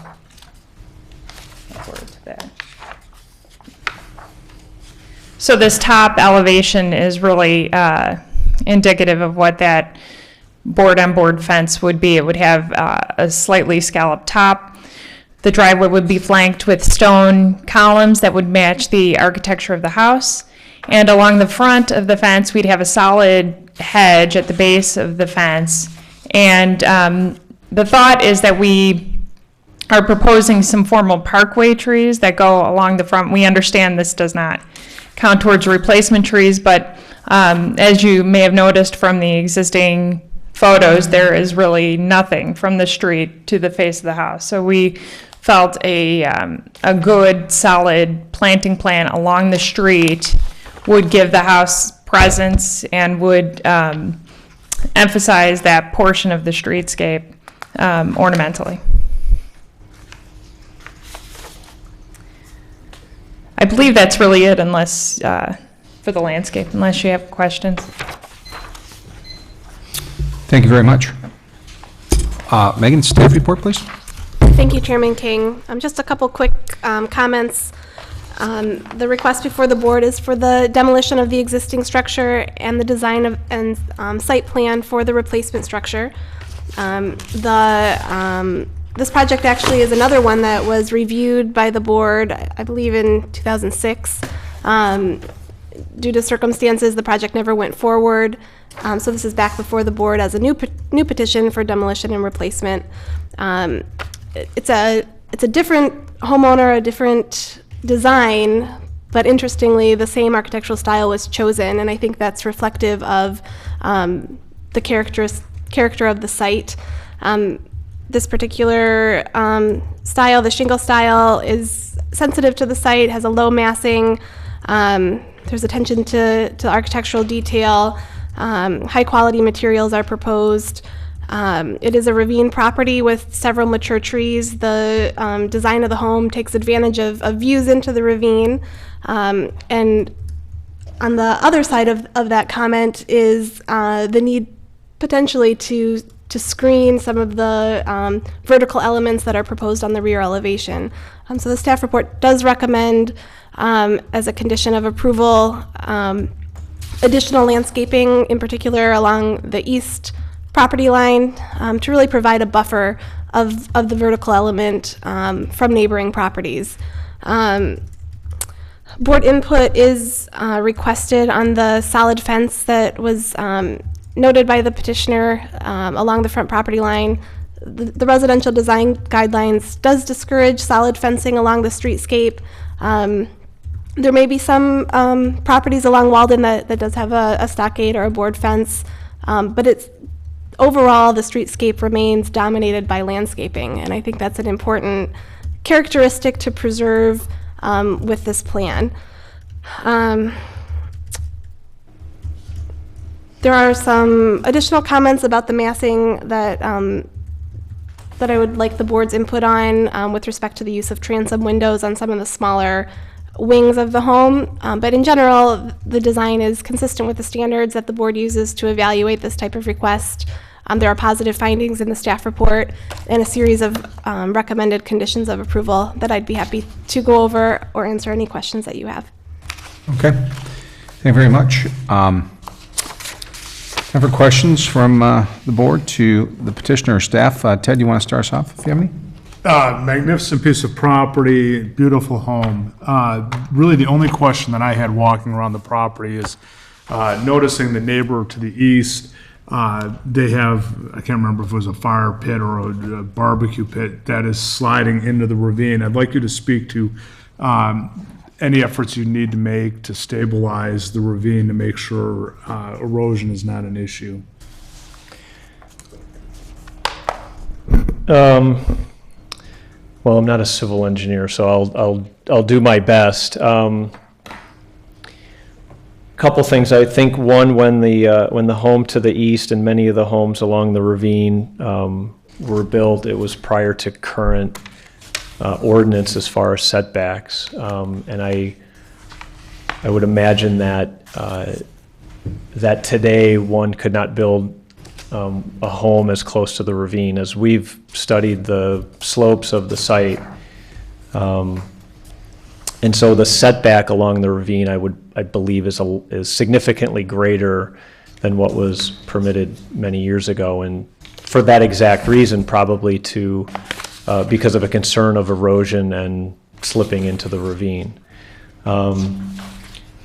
As far as stabilization, I don't know the answer to that. I don't know if much is required from the standpoint of the proposed structure, given that especially its north wall that is fronting the ravine is basically in line with the existing home's north wall, and the slopes at that part of the ravine are relatively flat before it starts to drop off, and I believe that's where the new ravine setback guidelines are taking into account future erosion. Can I defer to staff to opine on how the city handles similar properties? Certainly. As part of the permitting process for any project, especially projects on the ravine, and an engineered grading plan will be required and carefully evaluated.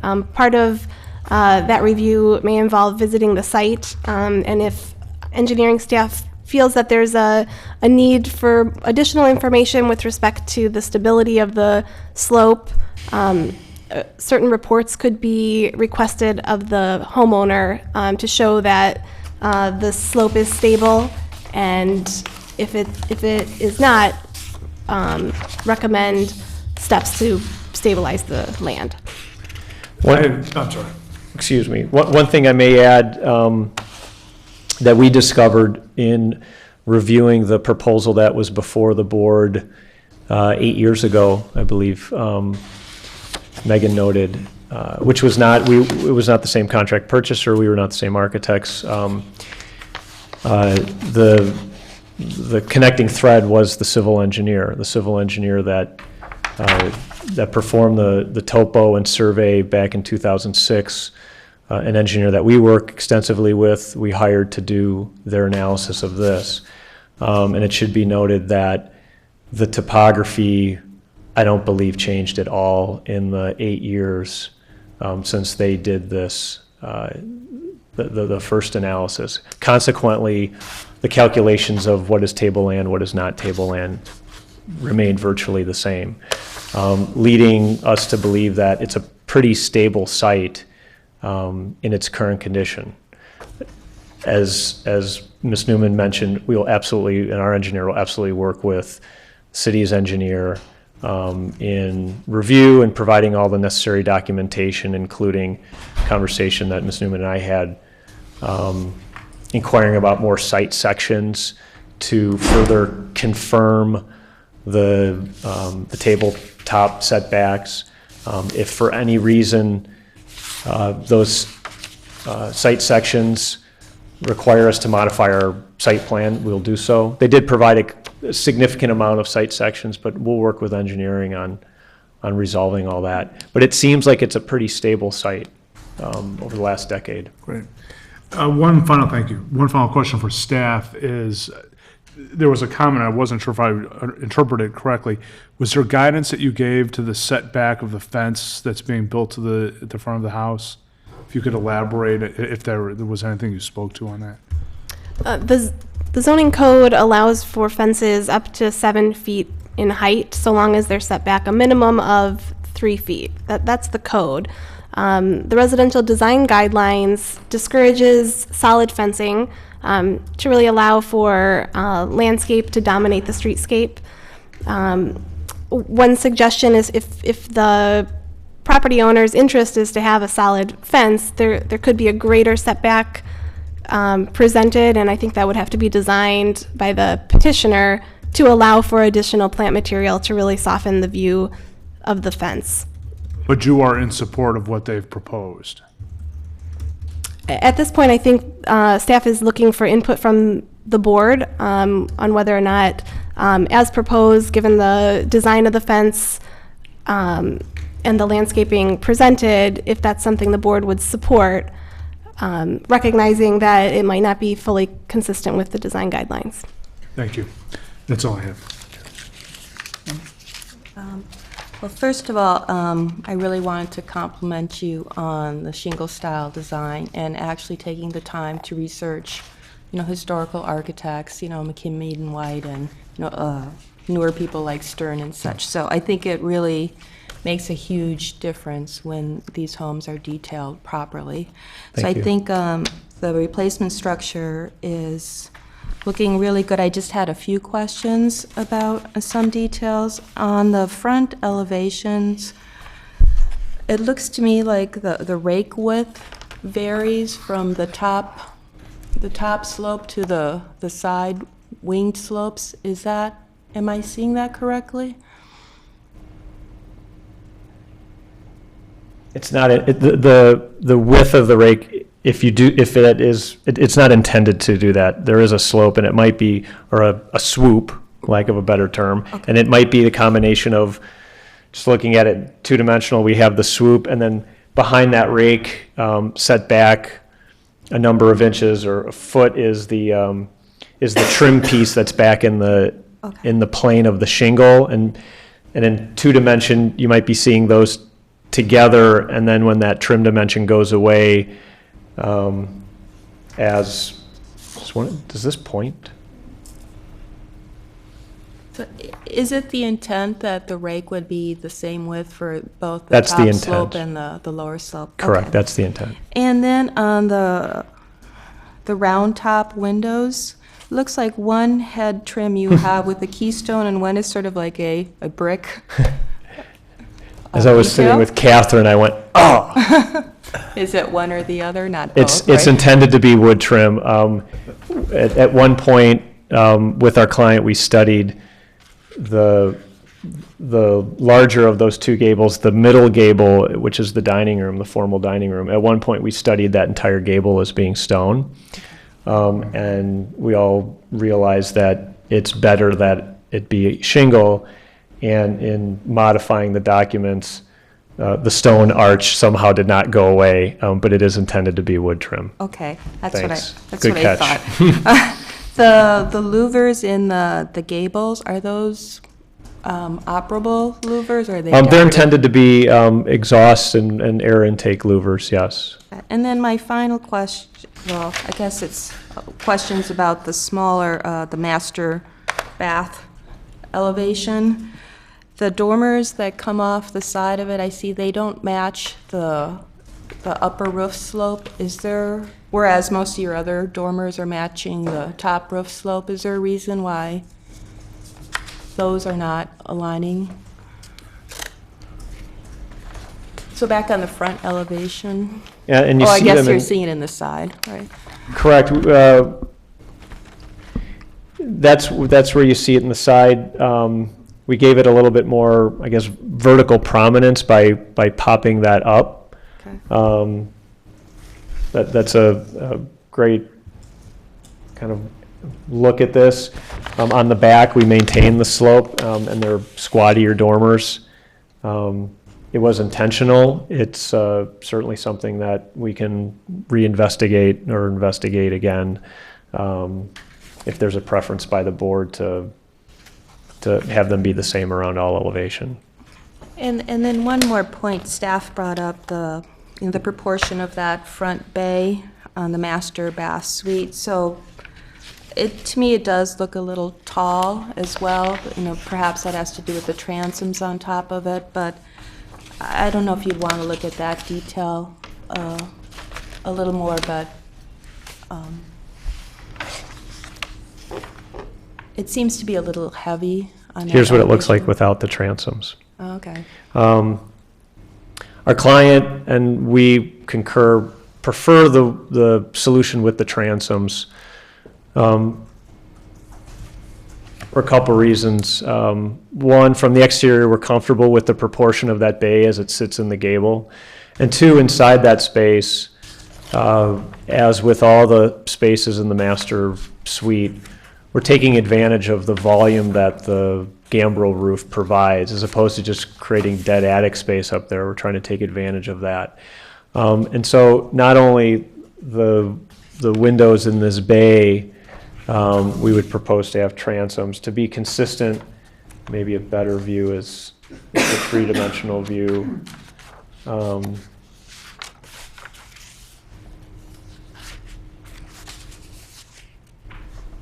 Is to be consistent with the windows that flank the sides of the home, inside the bedroom and inside the dressing and inside the bath, that all the windows on the side walls are double hungs with a transom above. And so that datum line of transoms above remains inside the space. It's as much about the inside as it is the outside.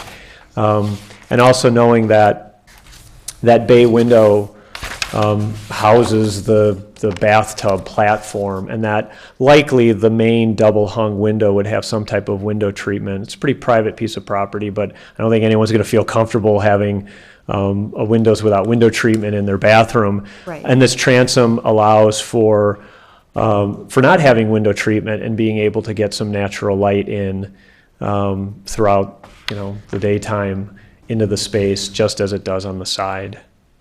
But we wanted to, we're open to looking at it, wanted to get your take on it. Again, our client would prefer to maintain the transoms, but we certainly don't want minor sticking points in hopes of moving forward. Well, thank you for providing that other drawing. It was helpful to have both of those images. Thanks, our pleasure, thanks. All right. Bob, any questions? No, I mean, they covered it. One thing I'm concerned about is the fence, too. That's a big issue. And I guess the question would be, are you guys using it for privacy, or are you using it for ornamental? Oh, it's a great question. It's for many reasons. First and foremost, it is, from a practical standpoint, is privacy. As I mentioned, and Diane mentioned to me numerous times, as I mentioned, she grew up in the neighborhood. She grew up in Ville Turcum, and as a kid, she and all her friends would make beelines for the ravine across Wesley Road and through people's properties. You know, it's what we do when we're kids. And so, having that past history, she's trying to deter that in any way possible, because she knows that that's going to happen. And so there is a privacy issue, and knowing that, and knowing that kids will be kids, and it's okay. People should be able to enjoy the ravines. They're such a special part of this community. I grew up in town here as well, and would try to get to the ravines every now and then. And so, not that they're trying to build a walled-in enclave, a castle by any means, but perhaps just kind of deflect people over to perhaps a little bit more public route into the ravine is important to them. And so a fence, more than just a landscape barrier that is kind of easier to crawl through, is important. And then we looked at the design of the fence and a variety of designs of the fence. As Ms. Newman noted, there are, on this side of the street, to the west of this property, two properties, I think they're adjacent to one another, that have a continuous opaque wood fence, probably just set back off their property line. One is a very standard stockade fence running for 100 feet or so, and another is a much more ornamental fence, both with landscape in front of it. And so there's precedent on the street for these fences, especially on this side of the street. Certainly appropriately landscaped in front of where we're exceeding the 30% minimum requirement.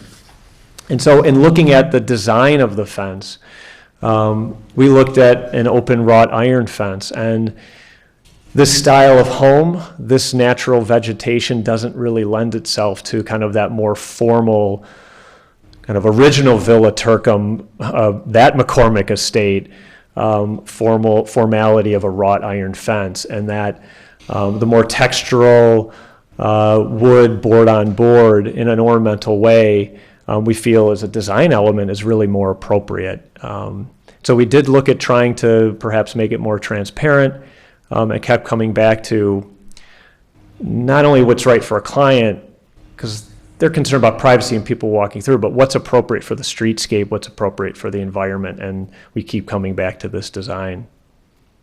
Would you have a problem moving it back a little bit?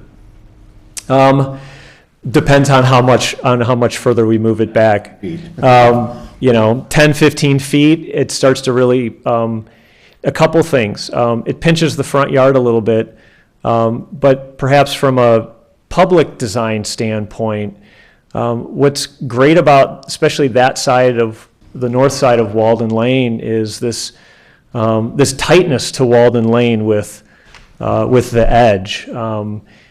There's two pieces of property that are very open on this side of Walden, and they kind of seem like gap teeth in a mouth. They're not consistent. And one is this piece of property, and another is just to the west of this on the other side of the ravine. Otherwise, it's a very tight, intimately scaled road. Consequently, more than just the 20-mile-an-hour street sign, people feel like, let's slow down and enjoy the environment.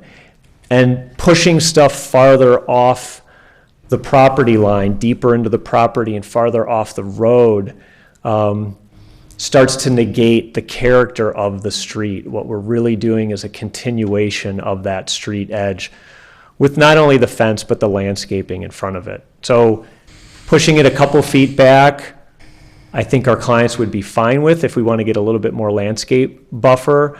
Pushing it significantly off, I think also from a design standpoint, I don't think it would be consistent with the streetscape of Walden. Well, follow up on the fence. Is it just proposed along the frontage? There's no fencing on the sides, is there? That's correct. So just roughly, what is the length of the fence? Do you have any idea? Is it 100 feet or 200 feet or? I think I have a survey along 723. It's about 100 feet, I believe. It buries into some of the existing woodland. So with that grade change, Oh, it's 200 feet, 283, out to there. with that grade change going to the west, does it continue through there, or does it stop short of that?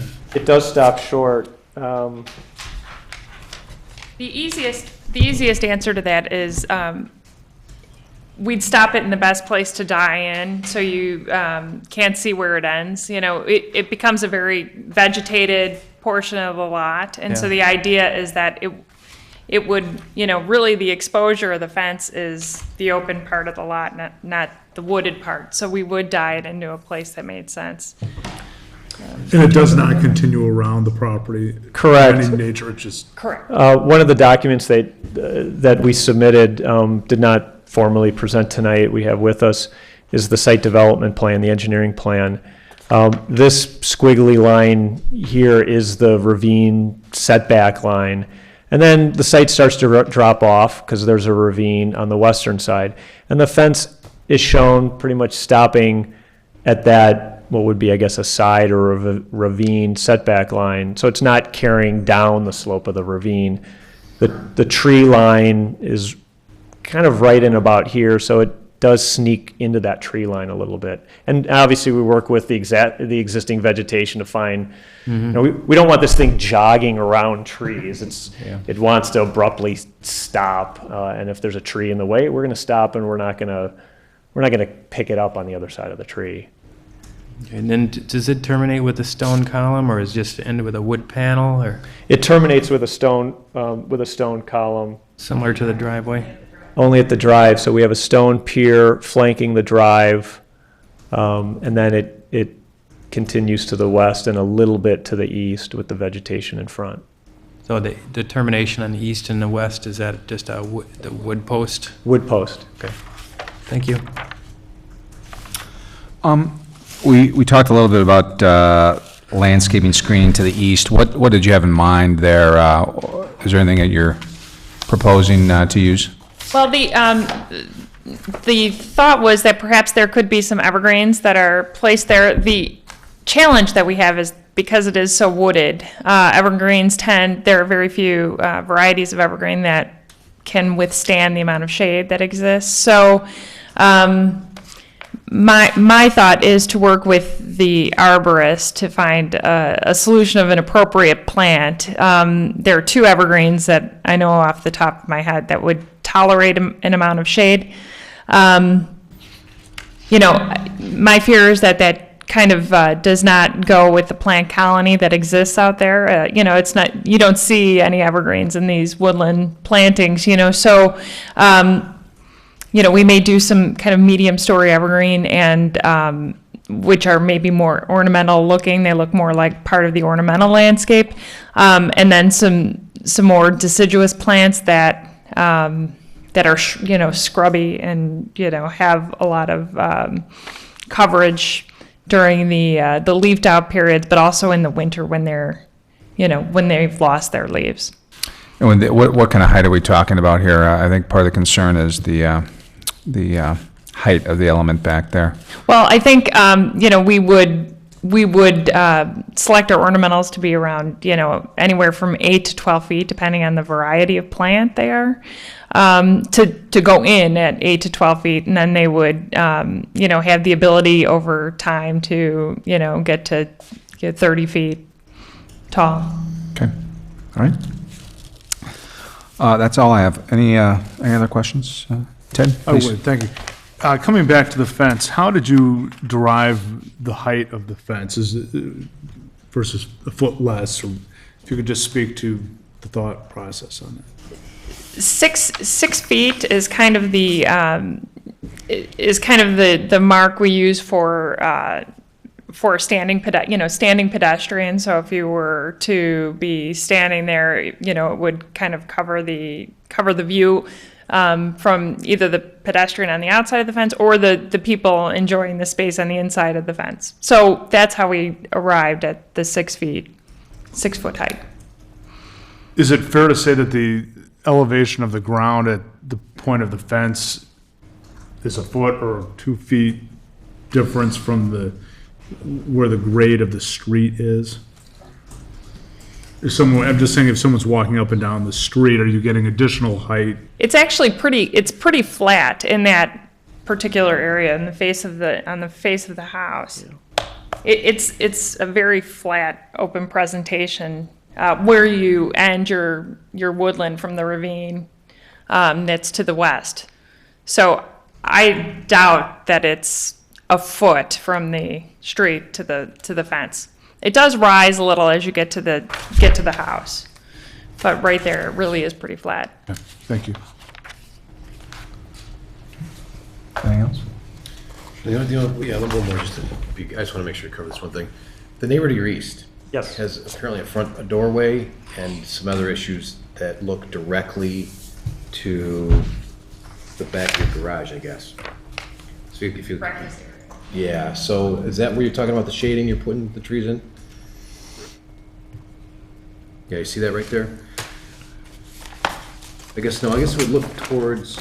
It's right in this line. Yeah. Right there. Yeah.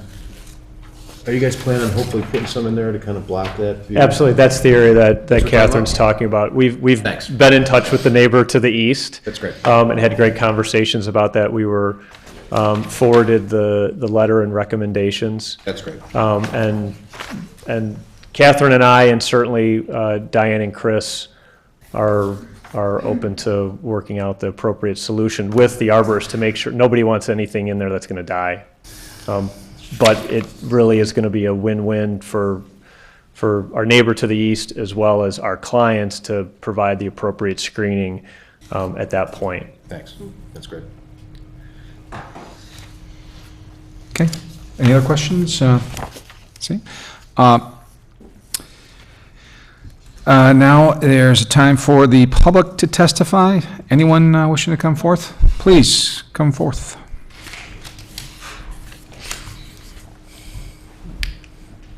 Hi, my name's Catherine Govis, and I live across the street at 999 Walden Lane. Okay. It is very exciting that there's going to be something happening there. We've looked at this for like 9 years now, and it's really in horrible condition. I'm surprised it's still standing, so I can't imagine that demolition is going to be an issue. My only problem with the plan is the fencing. There is virtually no fencing on our street. There is to the east some wrought iron fence, and those people had put it up because they had small children and dogs.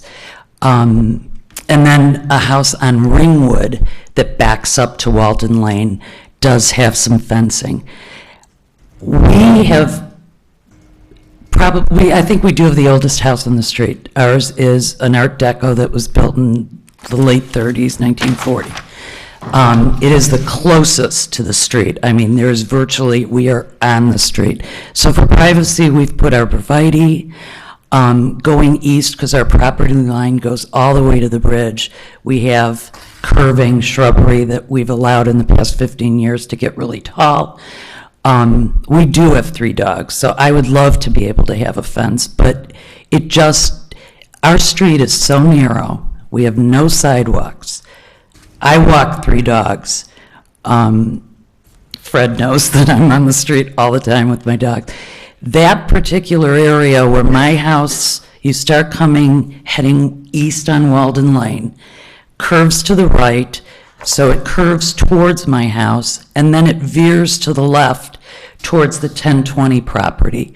There is such a blind spot now with just the shrubbery that it could be lethal between the running club, bicycle groups.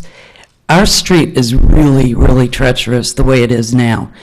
As far as the comments about people jaywalking through property lines, they don't.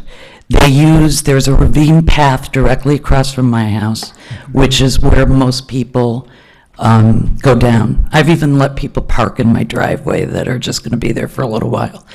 The gaping hole that was, the tooth missing analogy is the Lockhart property that was torn down a number of years ago and is owned by Joan Dupree, who is on Ringwood.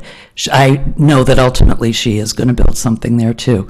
So really, I would only comment that I think because of the nature of the street, because of, it is a private street. I mean, we are literally on the street. That aside from the columns and maybe some lighting, which would be really welcome too, I think privacy should be achieved with landscaping because it's going to make for a safety issue too. It's just really, really a narrow lane that is probably one of the most popular streets in Lake Forest for recreation. So that's all. But otherwise, I think it's a beautiful house. It'll be a great addition to the neighborhood. And we're very glad to see something happening. Thank you. Okay, thank you very much. Petitioner, would you like a chance for rebuttal at all to that? I think we're interested to hear what the five of you have to say. Okay, great, thanks. Okay, any final questions from the board to the petitioner staff? Okay, seeing none, chance for us to discuss this petition amongst ourselves. We have one other interested public person. Please come up, Mr. Moyer, is it? My name is Fred Moyer, resident at 1044 Walden Lane, the property to the east. I wasn't going to speak, however, Cassie told me I could speak as a member of the public and as a neighbor, but I wasn't going to. The reason I am is the question of the fence has come up, and I have a couple of comments on that. So, one, I agree with my neighbor that kids don't go through the properties. We've been, to get to the ravine, we've been there 23 years. It hasn't happened yet that we know of, anyway. It's much easier to take the ravine path down that's just west of this property. It follows the north property line pretty much, and that's where it is. That people do go down there. They walk their dogs and so on. And I have almost run over the 3 dogs on my motorcycle, and one more, and I took a dive on the lawn to miss them, as a matter of fact. But that is, I don't think, an issue of the fence. I agree with the architect's comments about the nature of the street being narrow and has a certain character to it, that whether it's a fence or it's landscaping, I think is a good thing to preserve that or to reinforce that. The gaping hole analogy I also agree with. It is something that is out of character with everything else along that street. All the properties are very private. And you don't really see houses, even if they don't have a fence, you don't see them because of landscaping and other reasons. There isn't parking on the street unless there's official police have given permits and they put signs out. It's not something that happens. Most of the residents along the way have put boulders to prevent people from parking in front of their properties and preserve their lawns or the grass and so on. And so that's something. It's not high traffic either. In terms of traffic safety, it's really not a high traffic area. We do have bicycles and pedestrians and so on. But I actually reacted favorably to the fence for the same reasons that I think it's being proposed. And I say not that it has to be a fence, but I thought this was a well-designed fence. It never occurred to me that a fence might be put there. But once I saw it on the plans, I thought that does bring a nice quality. From a personal point of view, from our impact upon us, it's a very good thing because our driveway is an event. It's an opening in a we have very limited frontage to Walden Lane, very limited, and then right around the side is a big gaping hole. which is contradictory to the penetration that our driveway has, which frankly, the fence enhances that phenomena of a solid edge and then an opening that's pronounced. So I'm in favor of whatever the means is that achieves that frontage, that closes the front.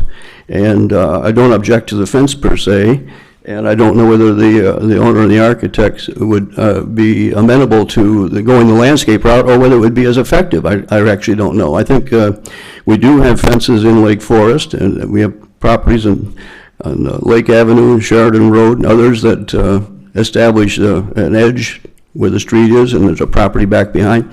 I like the height of it from the standpoint that you don't see a house on the other side. It tends to not only give them privacy, but also preserve the streetscape in a certain sense, and not have it a cluster of houses one after the other. You don't see houses, and I think that's a good thing. So that's all I have.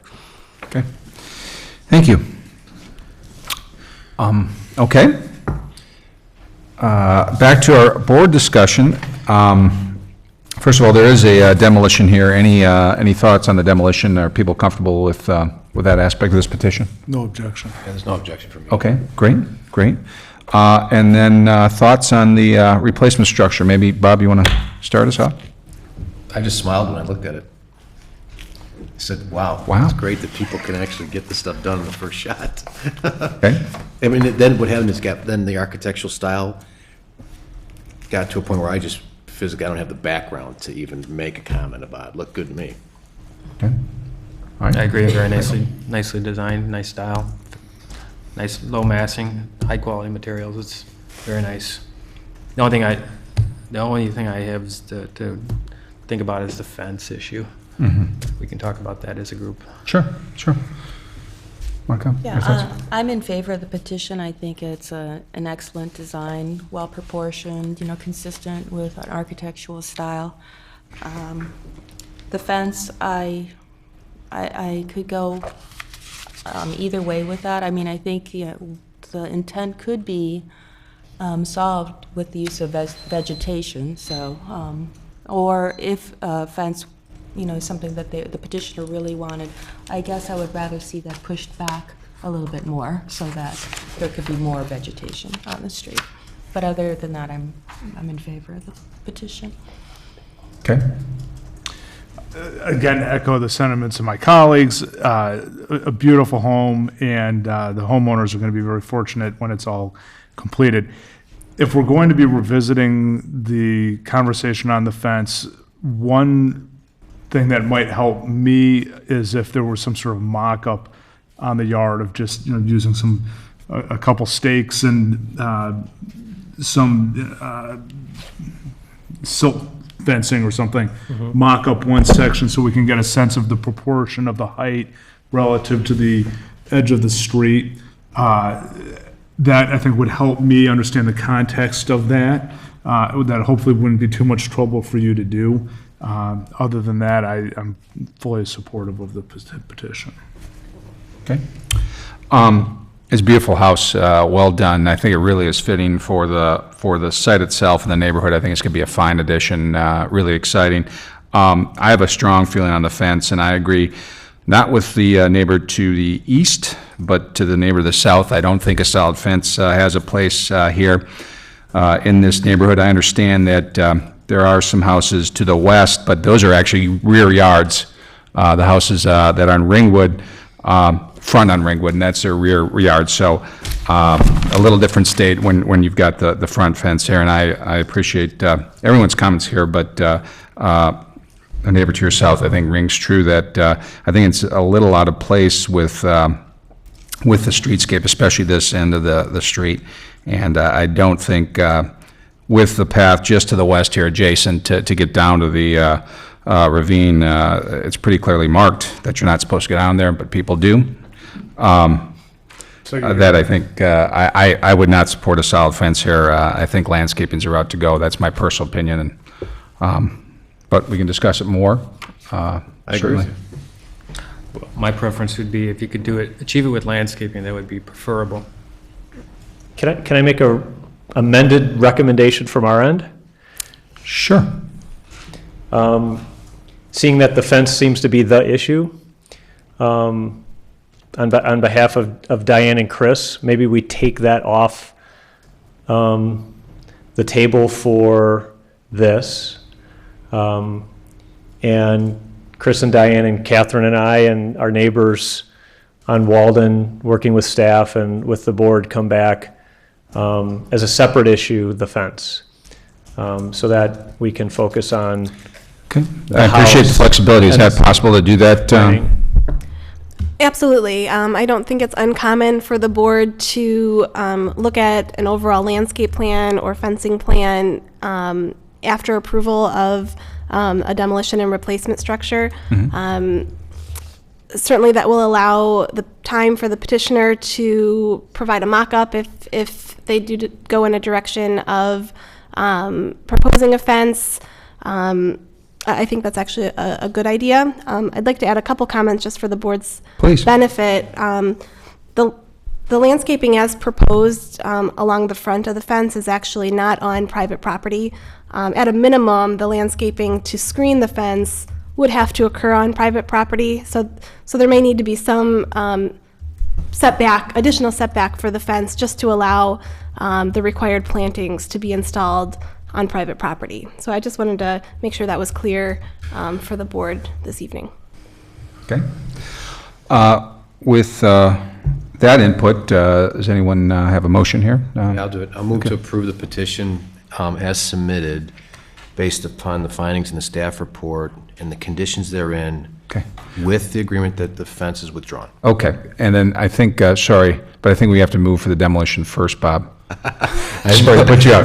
I move for approval of the demolition. I'll second. Okay, all in favor? Aye. Aye. The demolition is approved? I don't think I can remember what I just said. I move to approve the petition as submitted based upon the findings in the staff report of today's date, based on the conditions therein and with the agreement that the fence is taken out. Okay. Second. All right. Can I clarify that we're not taking it out, but for further review? That we're not saying. If the fence was going in, it would come back to the board. Right. Great. With that amendment, absolutely. I'll second it. I don't think I can I? No, you made it. I'll second it. All in favor? Aye. Okay. Opposed? Seeing none. Thank you very much. Congratulations. Thank you very much. Good luck. Very much. Thanks. Okay, thanks. We appreciate not seeing you again next month. Okay. The next on the agenda is the opportunity for the public to address the board on any non-agenda items. Okay.